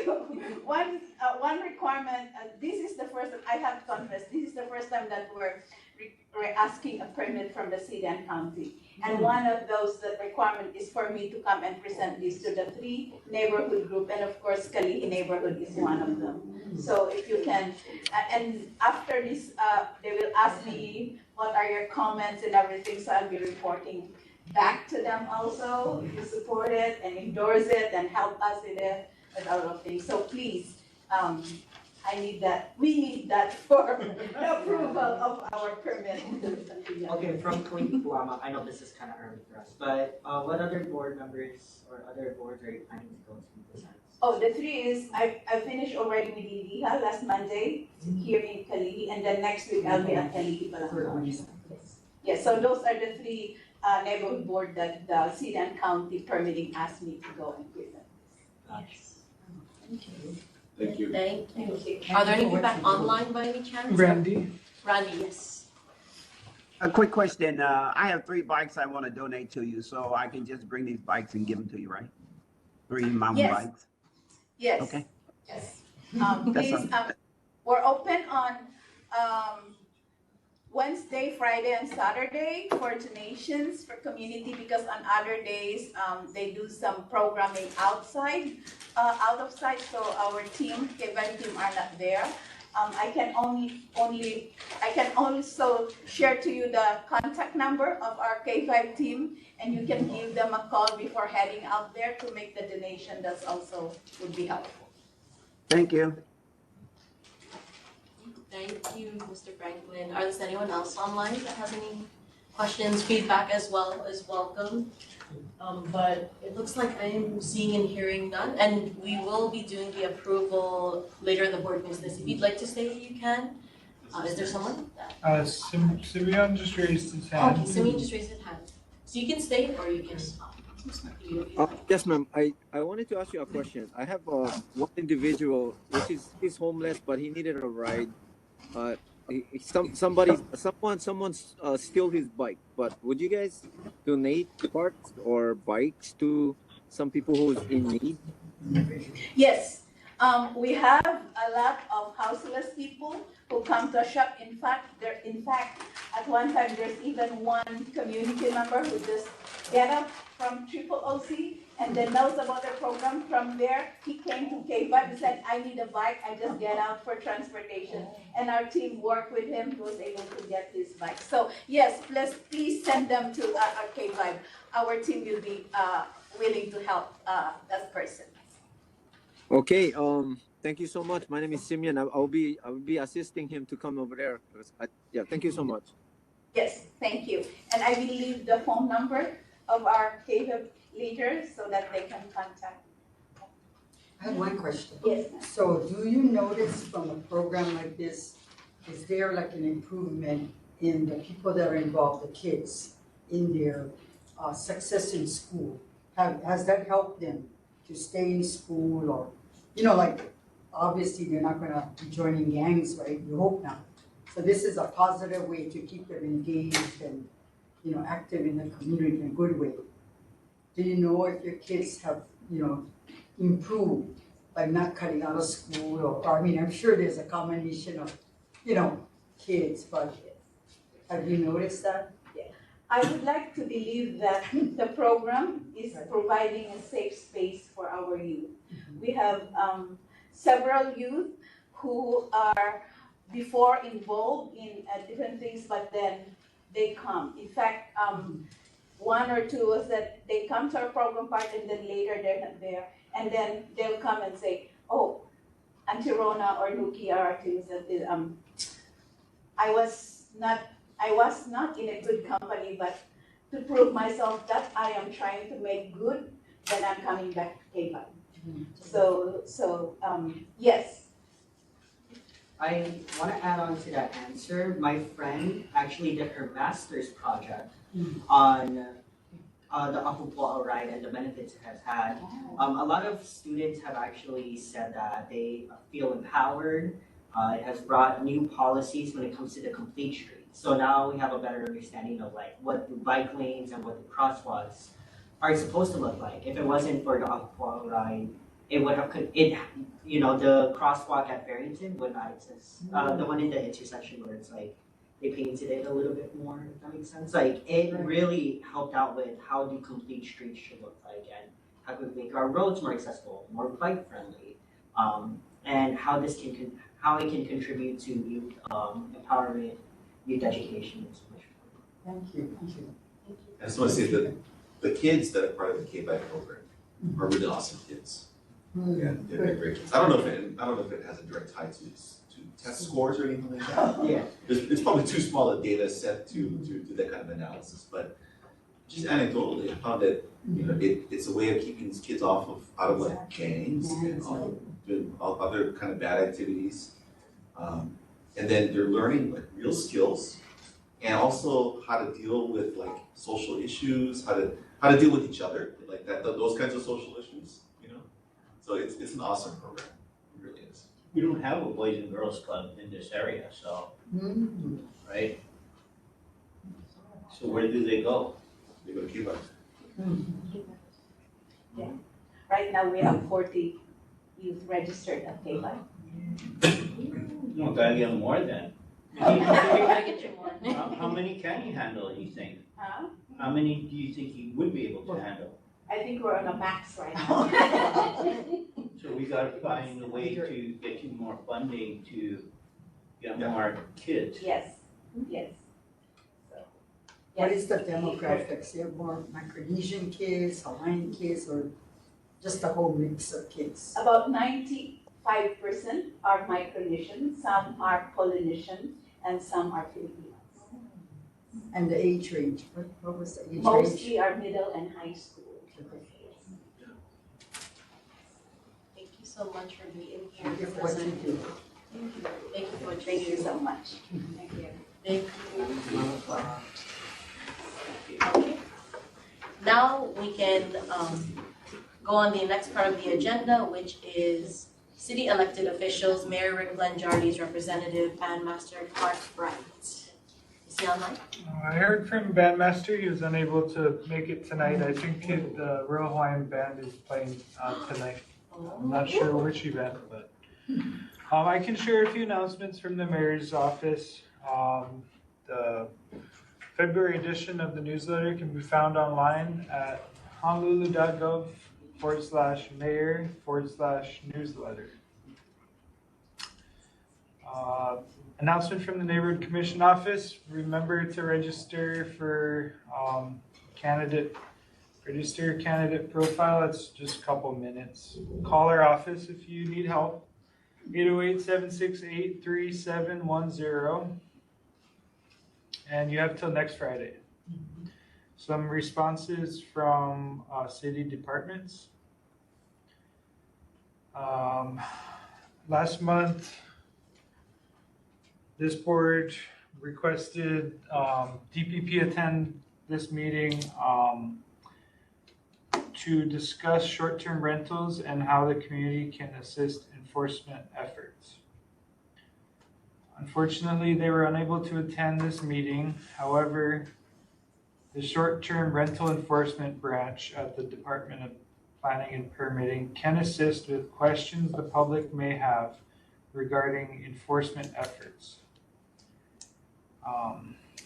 Please contact Tai Chow with your concerns, 808-768-8904, or email tai.chow, CHOW, @honolulu.gov. There's a question to HPD regarding Chinatown security cameras. We didn't hear back from HPD about it was just a suggestion that was sent to HPD regarding the creation of a cyber unit of volunteers to assist with the monitoring of cameras in Chinatown. And then the board members inquired who staffs the security guard at Fort Street Mall and Bishop Street near the 7-Eleven. Private security for Fort Street Mall is not under city and county purview. For more information on the security guard, please contact the Fort Street Mall Business Improvement District Association. and that's at 1000 Fort Street, Honolulu, Hawaii. You can call them at 808-441-4995. And that's all I have. I'm open to questions. Any questions from the board online or in person? And then we can also send an email as well, so that way they can answer it in the next meeting. But any community members online or in person that have questions? So just to clarify, the question with the short-term rental, if we have to email Tai Chow? Tai Chow. Yep. It's a Tai.Chow? Yep. Or he has a number as well, if you like that. Got it. You got it? Okay, perfect. Yeah.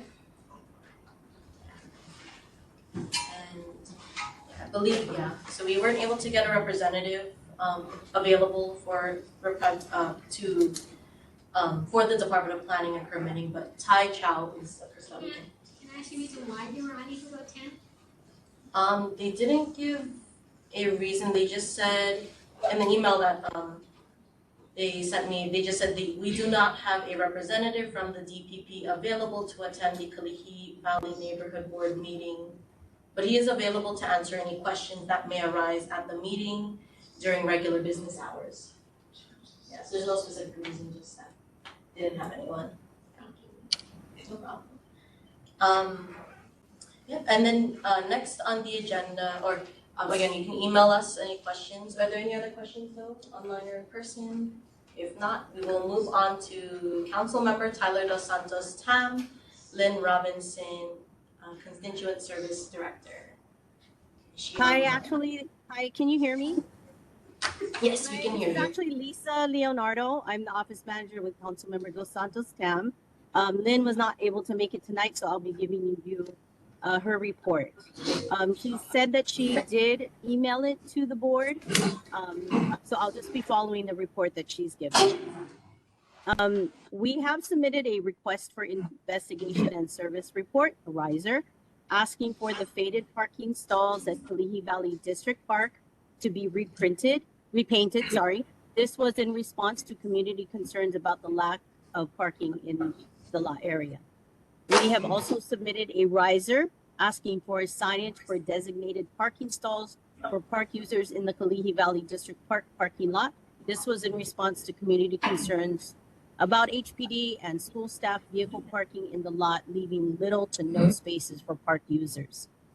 Another riser that has been submitted is asking for an update on the status for the repair or replacement of the damaged guardrails at Kamanaiki and Wailele Street. We have been in contact with the Department of Transportation Services regarding presenting the board with an update for the restricted parking zone rollout. They would like to present in the March board meeting pending chair's approval. And also good news, you may have noticed the installation of rapid flash beacons at the intersection of School and Ahonui Streets.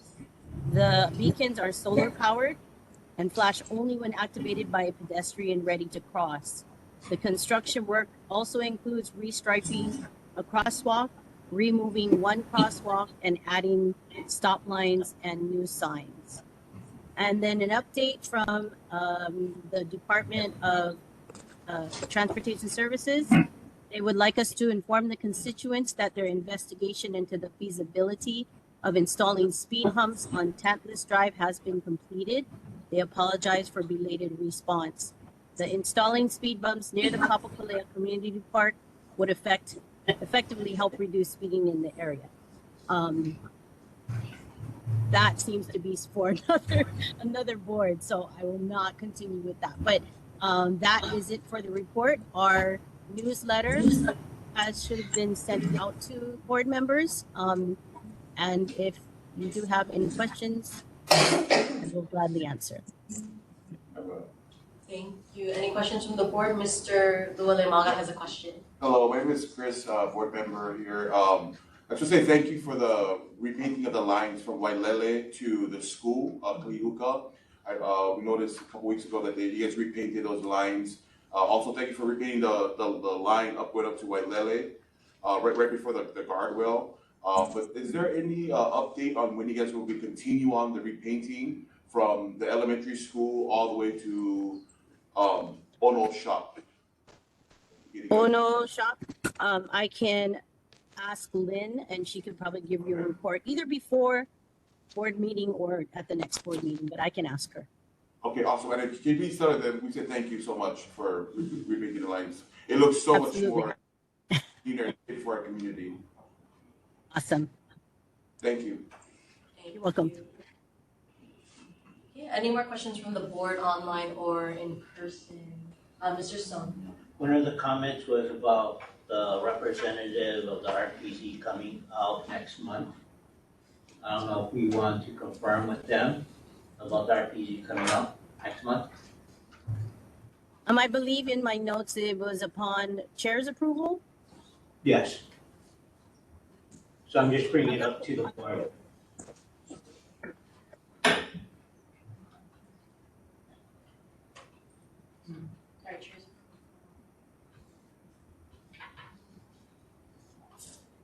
Okay. So we'll have it on March agenda.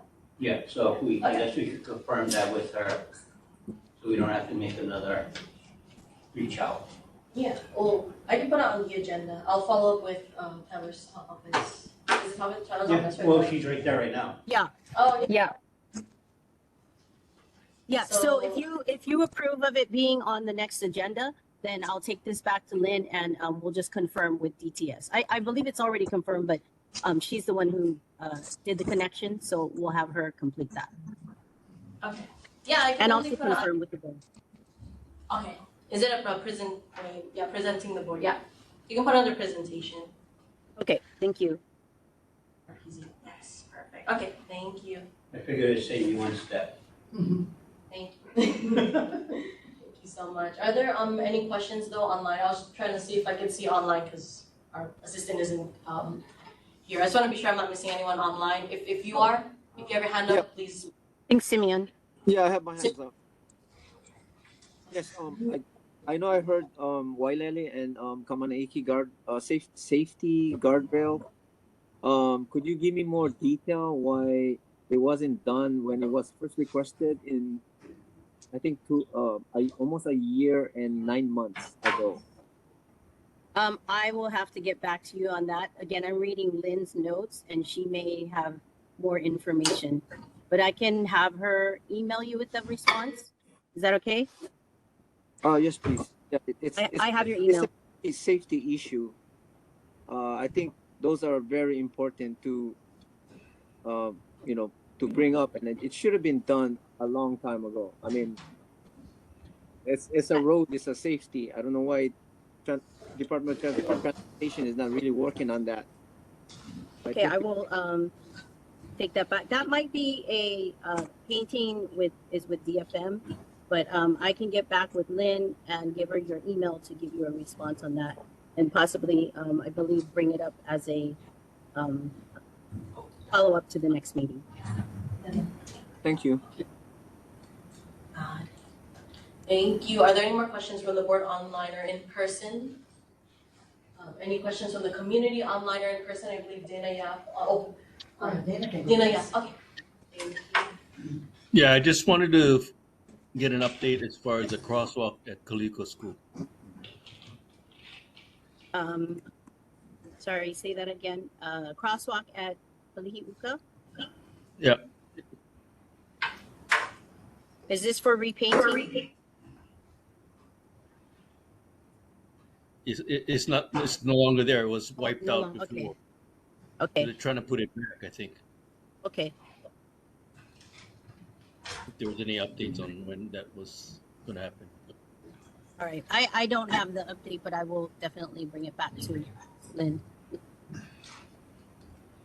Thank you. Welcome. And then Ms. Kola. Yeah, on behalf of my friend Shirley Marshiro, she couldn't make it tonight, but she's a participant in water activity classes at the pool. And she said that to thank Lynn and your department, your group that made sure that work order got completed on repainting those parking stall lines. It did get done. And Thank you, we'll do we it. look forward to the signage when they do the signage. That hasn't been done yet. Okay. So I hope help open up stalls because they're still encountering problems with getting parking stalls for the people that participate in, water aquatics and lap swimming. They're still short on parking stalls. Thank you. Thank you so much. Thank you. Are there any other questions though from the board or community online or in person? Seeing and hearing none, thank you so much and have a good evening. Hello. Thank you. And up next, next on the agenda is government or state elected officials, Governor Josh Green's representative. Unfortunately, we do not have Deputy Director Kristen Sakamoto, but we do have someone else. Is it Lisa? Or no, sorry, no, not Lisa. Is there someone online that is representing? Okay, if we do not have a representative for governor's office, or if they arrive later, we can always come back later. Did we get any updates? There was no updates, was there? Or No. email? No. Okay. Okay. In that case, we will move on then to Senator Donna Mercado Kim's. Hello, everyone. Good evening. I know it's getting late. My community report for the month has been sent digitally to the chair, to board members and community members that are attending. You can also get this from my office. Just send us an email with your email, and we will be sure to send that to you. I just want to highlight some of the information on my report. First of all, I know the opening date was on January 15th. The 33rd legislature convened. I want to thank the chair for being there and coming to my office along with Pintor and then James as well, James Sung. So thank you for joining us on opening day. I hope you enjoyed it. I just want to also say that my committee assignments for the year is the same. I'm chairing the Higher Education Committee. I vice chair the Education Committee, and I'm a member on the Ways and Means Committee and member on the Energy, Economic Development, and Tourism Committee.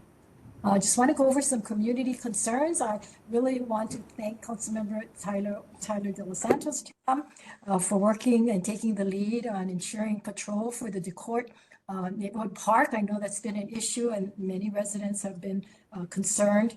Certainly we've reached out to John Mizuno as well to address some of the homeless issues there. And so I will continue to work closely with them along with Representative Asi.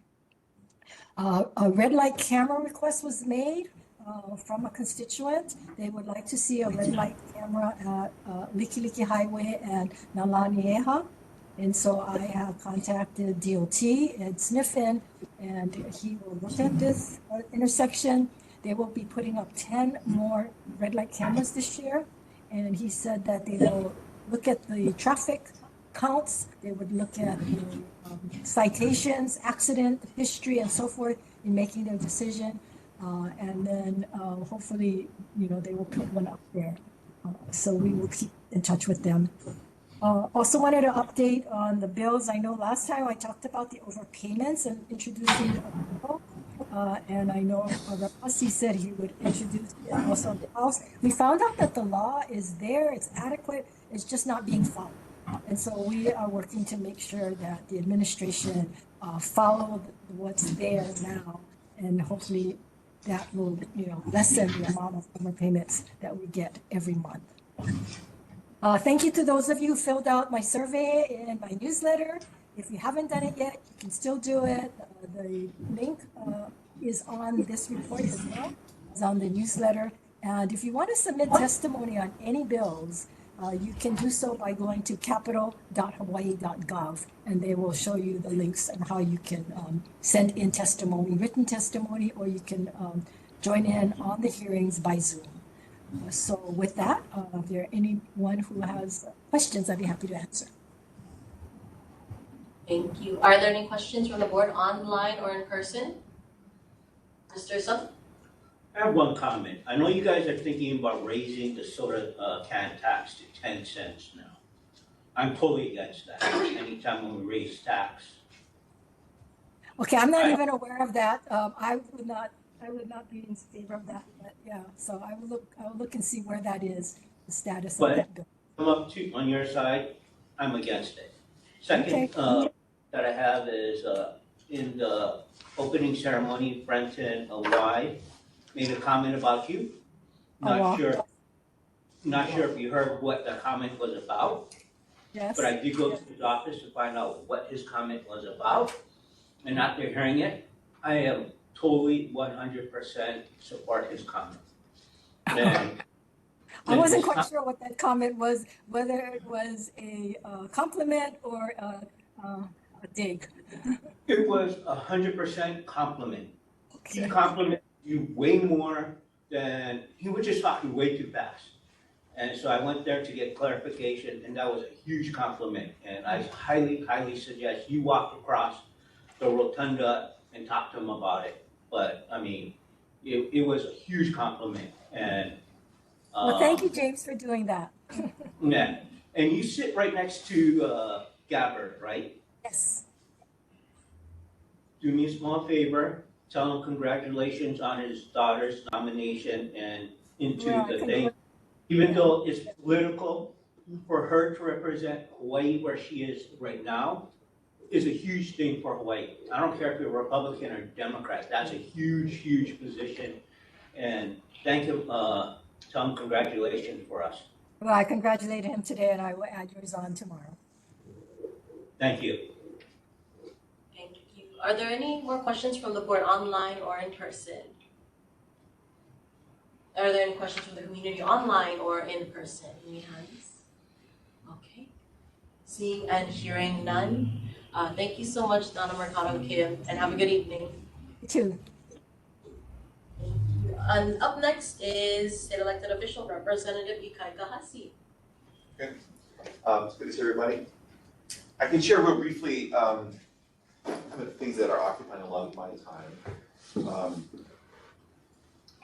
So we're 17 or 18 days into the legislative session, which is a total of 60 days long. And I think tomorrow is what's called the first lateral deadline. It means that the bills have to be on their way to their third and last committee in the House. And then in a couple of weeks, then they all transition over to going to the Senate. So, Senator Kim and others will be looking at the bills that come from the House. I'm the vice chair of the Economic Development Committee. I'm also on the Tourism Committee, and I'm on the Finance Committee. And honestly, a lot of what I'm thinking about and that I'm really worried about is the impacts that the massive changes in the federal administration are going to have on Kalihi. And for instance, one very tangible thing is we're anticipating 30, 40, maybe 50% cuts to Medicaid, right? And Medicaid is the primary healthcare insurance program that takes care of children, takes care of low-income individuals. It also provides long-term care insurance for lots and lots of elderly individuals. And cuts to Medicaid would affect 400,000 Hawaii residents. 400,000. It's a huge number of people. We're also anticipating, and so just to put that in terms of dollar amounts, Medicaid is a $2.9 billion program. The state pays for, I think, 30% of that, and we're anticipating a cut of 1 to 1.5 billion from federal dollars to Medicaid. Nationally, there's 70 million people on Medicaid. So if you just think about it, this is something that's going to affect so many of our local community. It affects the Kalihi Valley, and Rona was just here from KKV. But it's going to affect people all throughout Hawaii, all throughout the United States. It's really it's be very painful for a lot of folks. Another one is free and reduced lunch, right?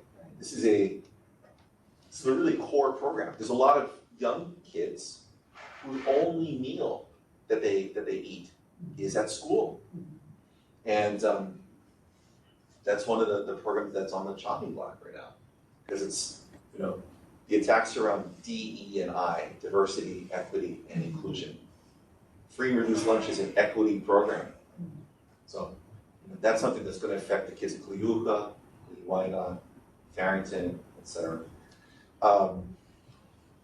So I'm really concerned about that. Several people have emailed me to ask my position on things like the salary commission is considering requiring, I mean, the way that the salary thing for legislators and the governor and the judiciary is set up, we're required to accept or deny a salary increase.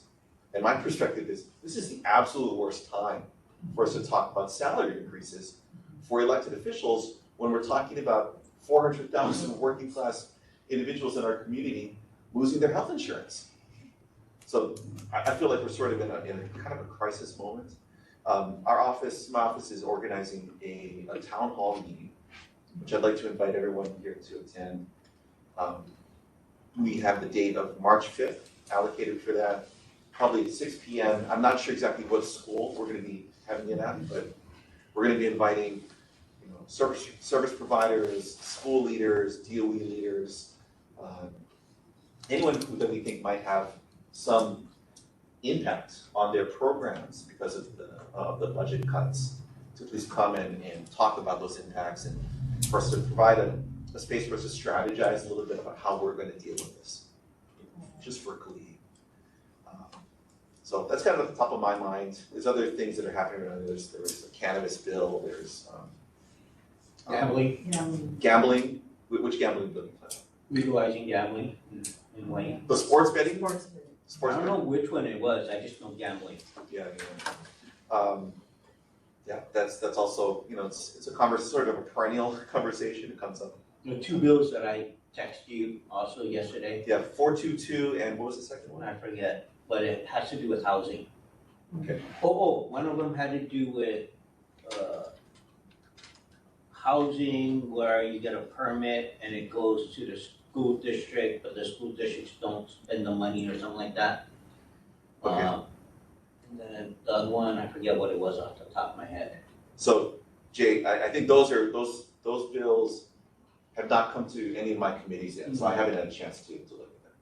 I'm not on the housing committee, and there's 1,503 bills, and so it's actually sort of impossible to understand the whole universe of bills. But when they come to finance in the next couple of weeks, I'll be able to provide more thoughts on it at least. And that's what I got. Any questions or concerns? Questions from the board online or in person? Do you know how much, Cardenas, do you know how much the federal freeze is going to affect our nonprofits such as KKB, KKB, Plum Settlement? My sense is that the federal freeze has mostly been kind of like unfrozen. I think people can now access their funds again. However, I'm worried about what the administration was trying to signal by doing that particular action. I know that answer. Okay. He's focusing on fraud, waste, and abuse. There is a lot of it in the federal government, and it's huge. One of the fraud, waste, and abuse is there's a person collecting Social Security who's 150 years old. Do you think that is a 150-year-old person in the U.S.? 6.5 million people in the U.S. are over 112 years old, still collecting Social Security. How many? 6.5 million people in the U.S. over 112 years old. Do you think we have that many people over 112 years old collecting? Not without a healthcare system. Right. So that's what he's going after, right? He's looking at the fraud, waste, and abuse. Why are we sending money to support operas and musicals in other countries? Why don't we have the money here in Hawaii for musical and operas? Why are we supporting EV programs in foreign countries? Why don't we have it here in Hawaii? I'm not upset that they're doing it. It's just that they're all in foreign countries. Why aren't they here in the U.S.? And that's the stuff that he's going after, that it looks like. I don't think anyone's going to be upset that we eliminate fraud, waste, and abuse on a federal level and bring all that money back to the communities. because I was just on the phone with Wade last week, and I was complaining about this. And then I decided I'll go in a deep dive on it. And that's what it seems like. It's all fraud, waste, and abuse. Over and over again. His new news person putting a list of all fraud, waste, and abuse every single day that they're finding, right? And that's what I think it is. All our programs that we hear about is still going to be here in Hawaii. They found out that NIH sent $53 million to Wuhan, the lab in Wuhan, for research. Was it for the coronavirus? I have no idea. But they did receive $53 million, right? Fraud, waste, and abuse. I would question a lot of that stuff. I mean, I don't think Elon Musk is a reliable source of information. He posts tons of information, misinformation nonstop. A lot of the claims he's made have already been disputed in multiple places. I mean, you have two sides of the He also- story. The executive branch also doesn't have the right to impoundment. You can't, they have no right to cut anything without it going through Congress. NIH funding, that is very important, that supposedly has been cut, but again, the executive branch cannot cut funding legally. Impacts every major university in the country in a profound way, undermines biomedical research in our country. I don't think he's cutting it. I think he's just looking for fraud. waste, and abuse. $25 million, probably estimates for University of Hawaii from NIH going away, $250 million from Harvard. These could have massive impacts on our research infrastructure. There's a lot of stuff that's We quite can serious. invite Elon Musk to come talk to I mean, us. But until then, I think Mrs. Kubalai had a hostile Yeah. crowd. So in the meantime, what are your thoughts? How are you, countering some of these cuts, or how can Hawaii help some of these programs? I know we rely on the federal funding, but is there some talk on, in the meantime, how do you continue funding like Head Start and the lunch program? Yeah. So part of it. People are in fear right now, families. So part of it is just quantifying what we're actually talking about, and that is not complete. We're still trying to kind of figure out what the extent of the issue is. The second piece, I think, is holding them accountable. Like something that we have, there's no bills really moving on this right now, but I think about the fact that we have never had, like the United States military uses, 20% of this island, roughly, but has paid $1 in lease rent. And we've never gotten, I'm sure they've given us the $1, but we've never gotten monies for cleanup. We've never gotten monies for the lost opportunity costs. Like if the land had been productive, if we had been able to develop, like for instance, Makua Valley. Makua Valley was a town, like there was a whole community there that has subsequently become a military target site. And how is that negotiated? So a lot of this, not negotiated, I guess. But I mean, a lot of this happened under the color of the territory of Hawaii, which just kind of was willing to give land away. But the reason I mentioned that is that there's an economics element, right? There's a lot of money that I believe is owed to the people of Hawaii. I don't, honest to God, Lynn, I don't think we're gonna get it. But I think that we should try to hold them accountable for that. And worst case scenario, and in some ways it might actually be an okay thing for us to deal with, is how do we take care of ourselves? We have 400,000 people who are in need healthcare, insurance and coverage and services. How do we pay for that? I have a theory, I have like rough napkin, back of the napkin kind of math, that if we were to, for instance, focus on delivering primary care through our network of community healthcare centers like Kalihi Valley, Lamanalo Healthcare, all of these really wonderful federally qualified health centers that we could, I think, at a cost of about $1 billion. So within the amount of money that we think we are still going to have from Medicaid, we could, for about $1 billion, provide basic health care to everybody. Okay, but it's about trying to figure out, okay, kind of thinking like an island. These are the resources that we have.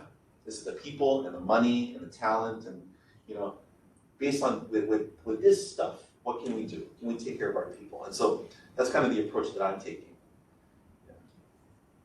I hope that makes sense. The answer is yes, we can. I think we can. Yeah, definitely. It's just utilizing the resources that we have more efficiently and effectively with a return on investment instead of wasting it the way we have. Yeah. I mean, I would be less hopeful if we're talking about massive cuts in Medicaid and these types of things. I really don't think he's gonna do massive. James, I agree with you on government waste, fraud, and, not being economically efficient. But the way that our government went about it is jeopardizing programs that Mr. Gotti mentioned. Oh, yeah. There are better ways to convey that a concept of eliminating waste instead of people in panic.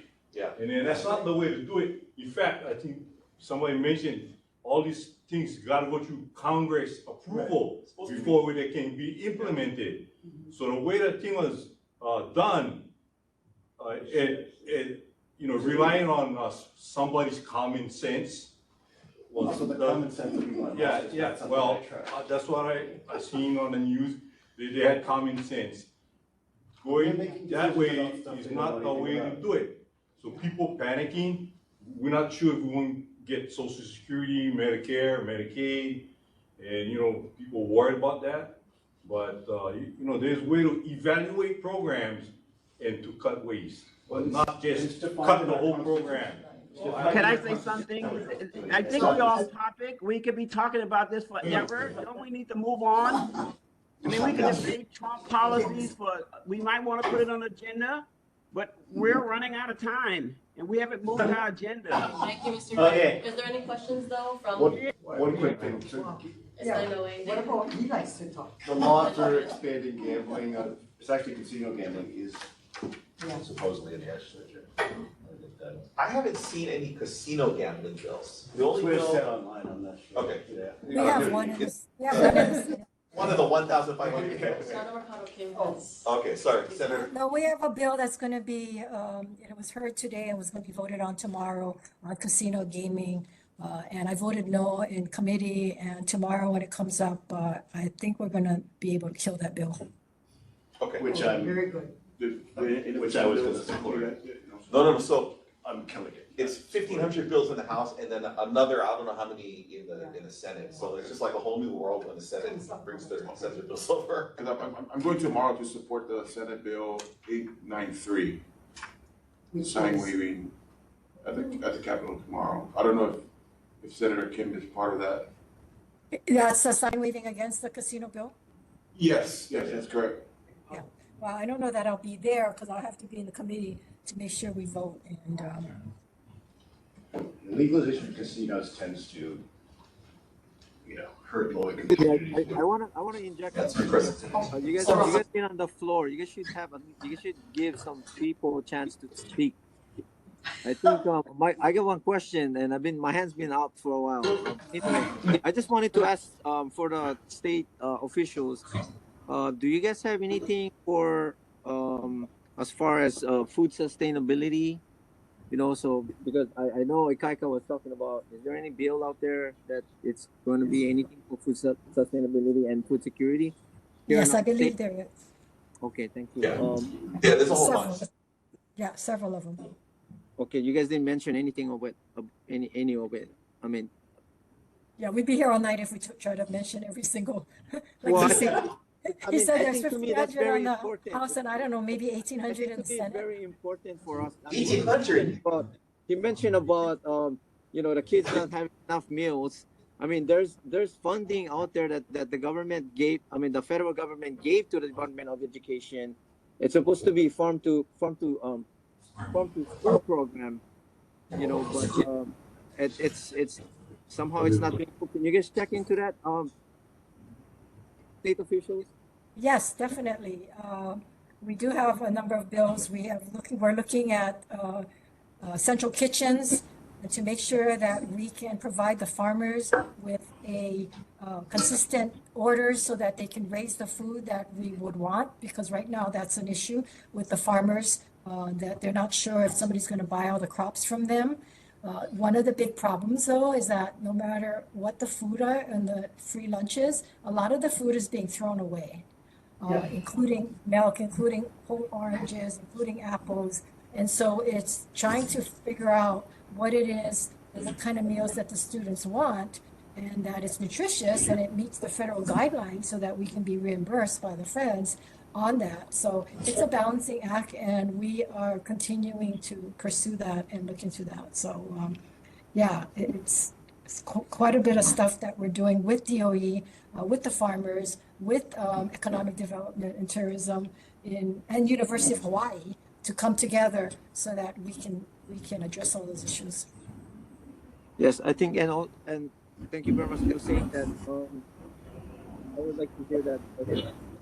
We gotta do our part here in our state.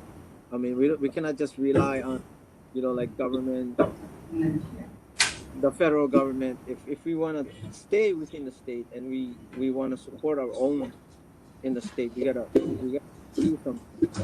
Thank you. Thank you. And Mr. Since you're in the finance side, is there anything that you can put up about that? That you want me to share about the finance committee? Yeah, if you have anything that like any information about the Department of Education, farm to school, or anything like that, because they do have some kind of funding that it's been standing for over 2 years, but it's not being used. Yeah, that's right.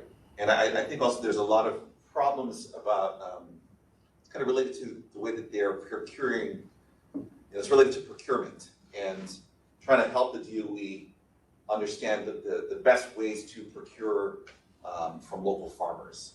I'm not sure what's going to come through finance. There's so much.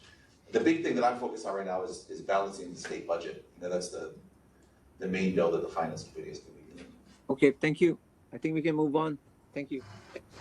Thank you so much. And if that is it for now, I do want to thank you, Mikaka Hasi, for being here. And then we can move on to board business. So first off is the resolution to restore the green area of Kalihi Uka Park to a safe green space area. Can I get a motion?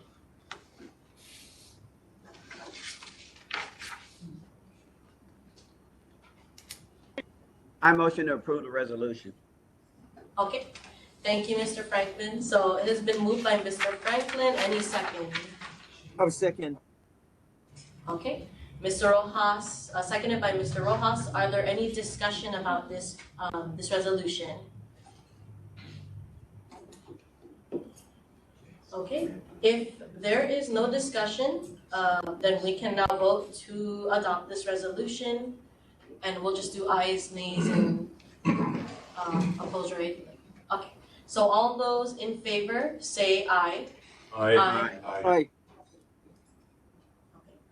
All those opposed say nay. All those abstain. Okay, it looks like the motion has been carried. Is everyone still on? We lost Hernando Tan, but Okay. it is eight in favor and. Thank you.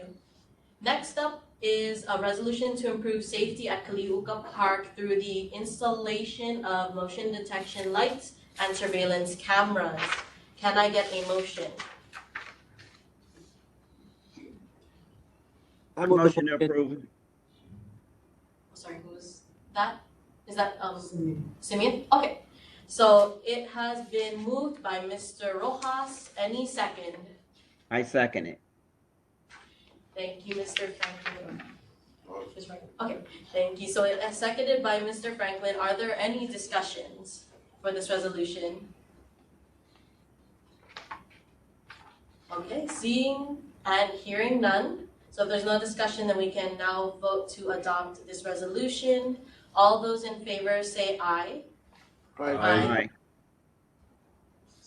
All those opposed say nay. All those abstain. Okay, the motion has been carried. Thank you.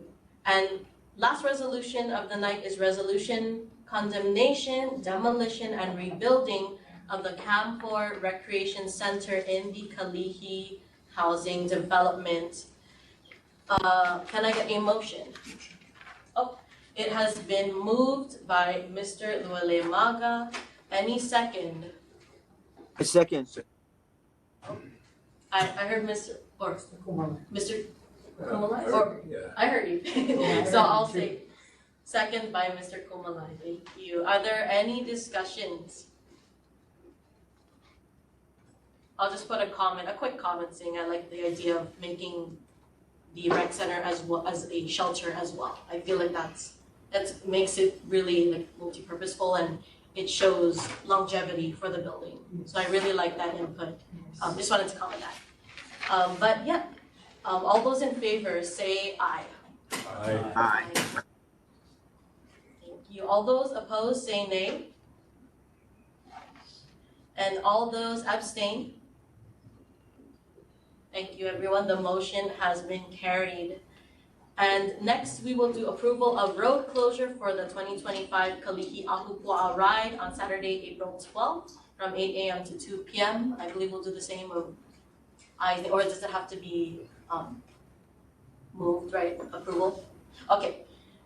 Can I get a motion to approve the road closure for the Ahupua'a event? So moved. So moved.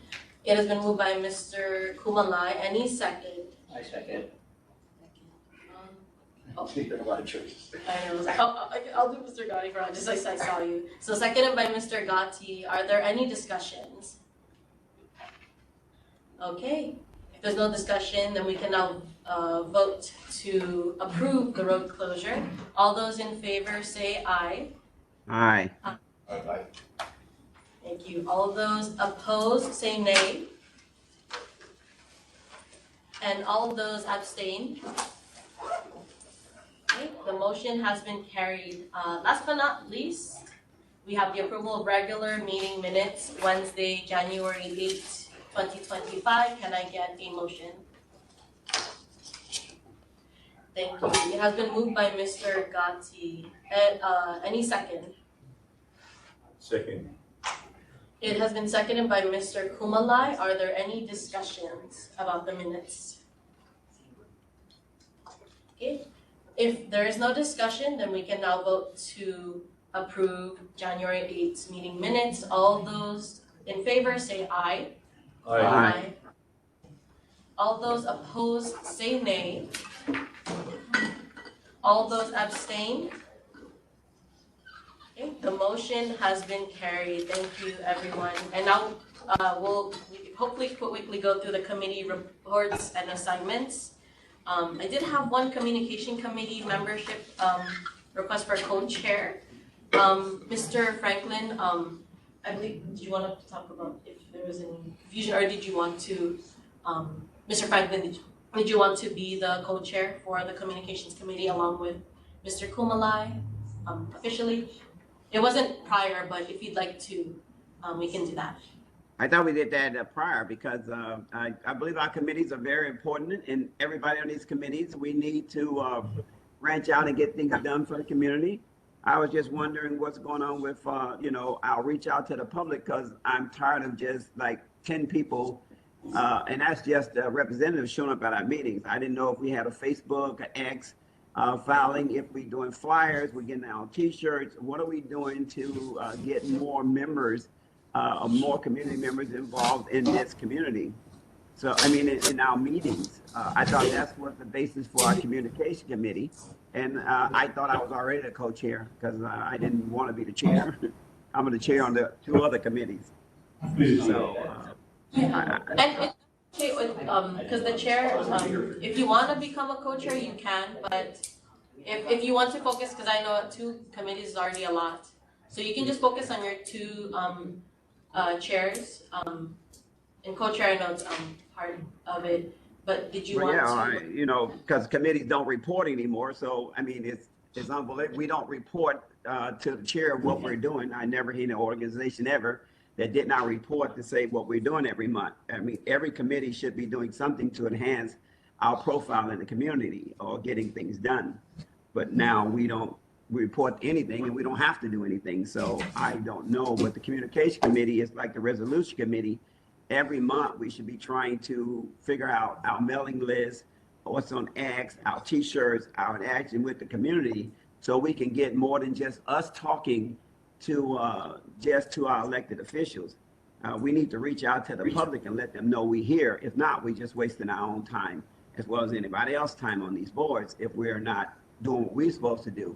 Because if you're just showing up 2.5 hours, that's what the public does. We are elected officials who's supposed to bring out resolutions and get things done for the community. So that was my concern. Okay. Okay. So would you like to be the co-chair for communications committee, or it Sure. was just me? I thought I was Sure. already Oh. co-chair, yes. Okay.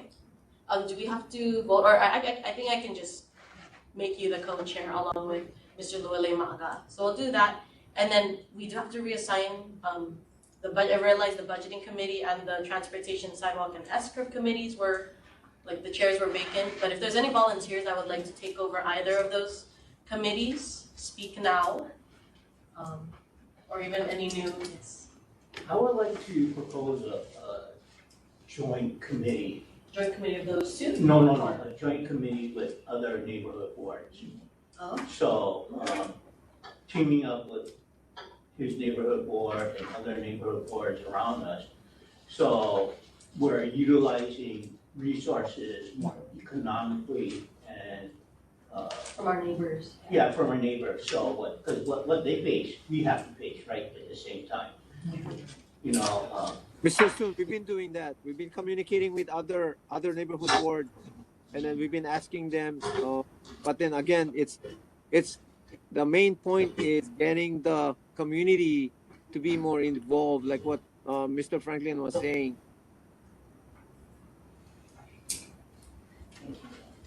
So we need the leaders, we need the representatives, we need the senators to kind of like encourage more to, you know, for the community to come out to our board. I mean, they have the power, they have the emails, they have all the information, you know, access to the whole community, period.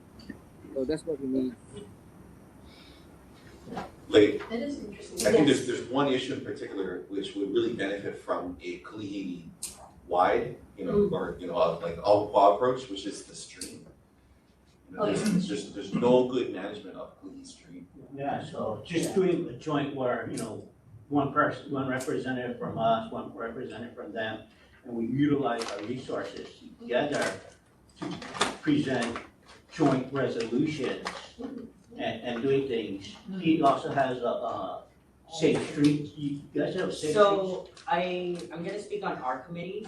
I'm not gonna speak on behalf of all of them, but I am chair, I think I'm co-chair. I don't know. Sorry, that's how active our committees are.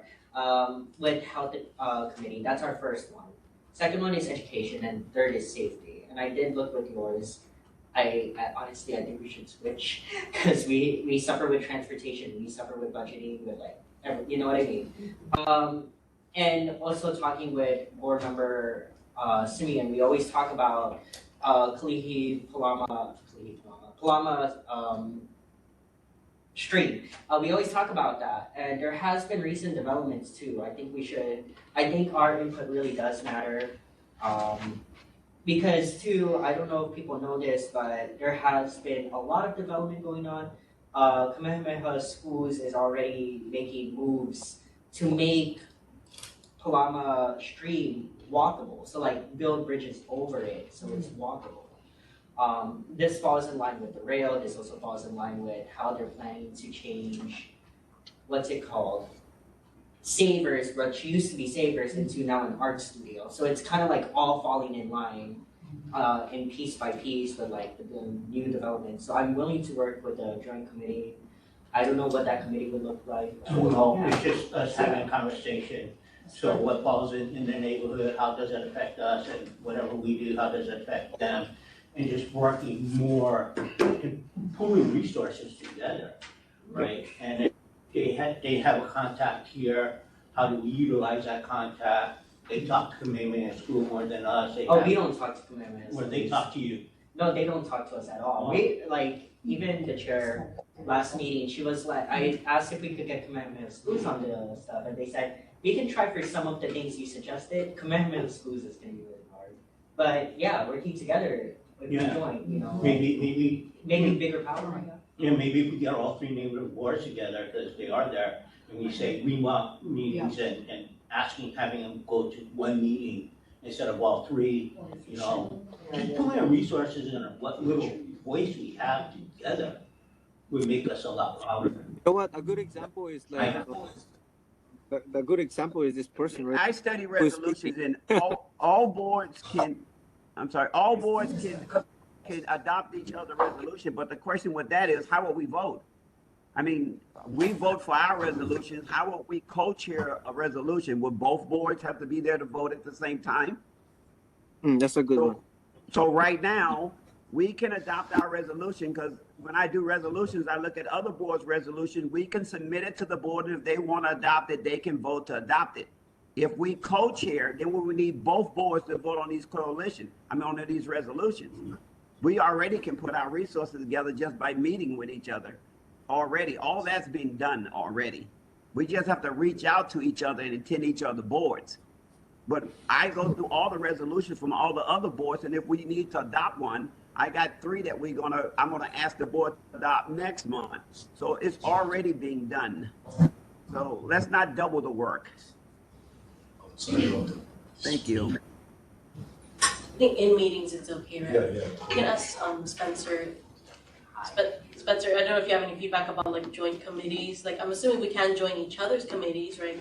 But I don't know if a joint committee between two boards is. Talking about sunshine law. Yeah, usually it's on one specific topic, so then they'll have a meeting about it, and then two boards. An official meeting. Yeah.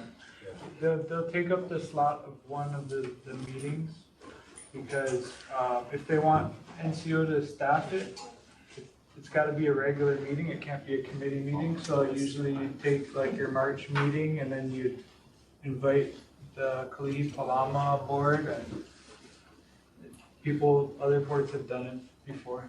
You know, and maybe if there's hesitation about starting another committee, because committees require it's like a whole other thing, but maybe it's just, let's have one meeting of a bunch of, someone from the Palama, anyways, one meeting where we can kind of figure out if there's a need for more meetings, but kind of to set an agenda, maybe invite KS to come and give a presentation to several neighborhood boards at once.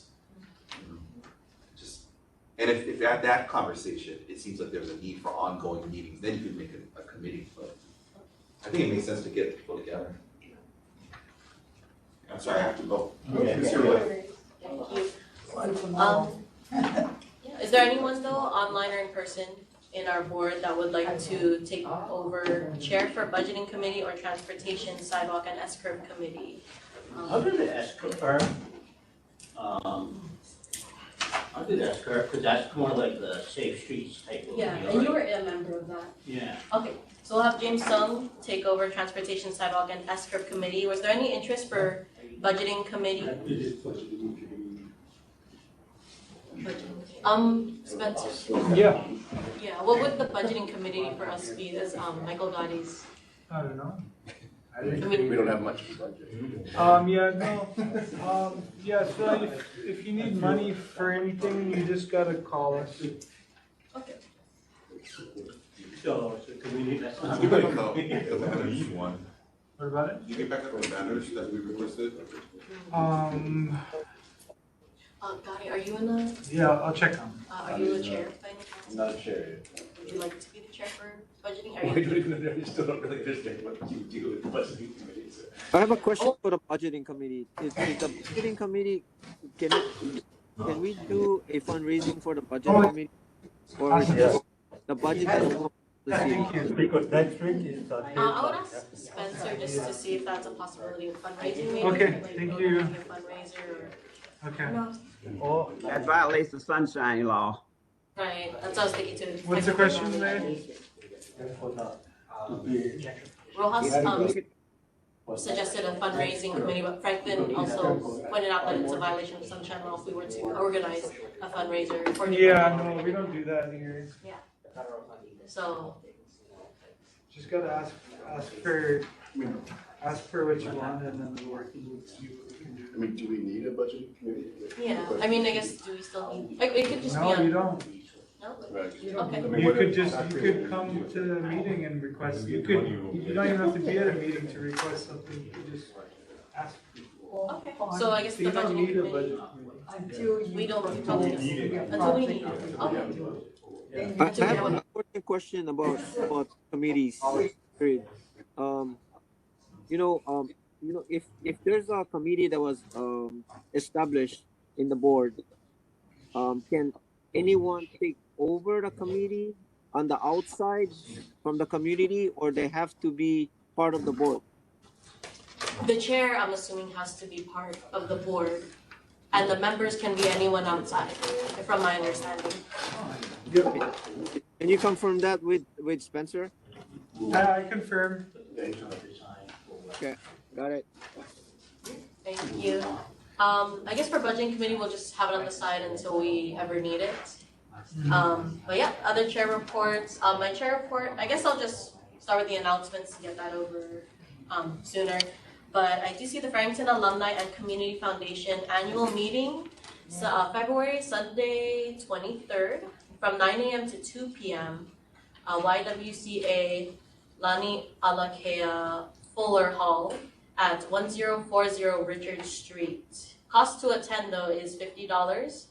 RSVP by February 14, 2025, which is this Friday, which is Valentine's Day. Yeah. But if you have any questions, call 808-319-1510. And there's a QR code on here to pay for the attendance. And you already announced this? Yes, I already announced it, reminder at the Active Aging Fair. Cannot wait to work with more of Kalihi Valley, from someone from Kalihi neighborhood. Yes, thank you. And then I'll go into the announcements. So next meeting is Wednesday, March 12, 2025 at 7 p.m. at Kapalama Hale Room 277. Broadcast meetings, neighborhood board meetings aired on Olelo Channel 49 on the 4th Saturday of the month at 6 p.m. and the first and third Sunday of the month at 9 o'clock a.m. And I believe, Simeon, was there something that you wanted to announce as well to the board? Simeon? Yeah. What? Yeah, further announcements. I kind of forgot the agenda as far as the announcement. Oh, I think was the just the neighborhood board. The neighborhood security watch. We wanted to make sure that we was able to get in touch with the policing team, which is we confirmed it earlier. And one more important thing is the cleanup. We still trying to get E and B to be involved. To train us so that we can train other people in the community, so we can have a community cleanup in our community. Thank you. And are there any more announcements online or in person? I think that was all the announcements. But yeah, if that is it for now, then this meeting is adjourned. Thank you, everyone.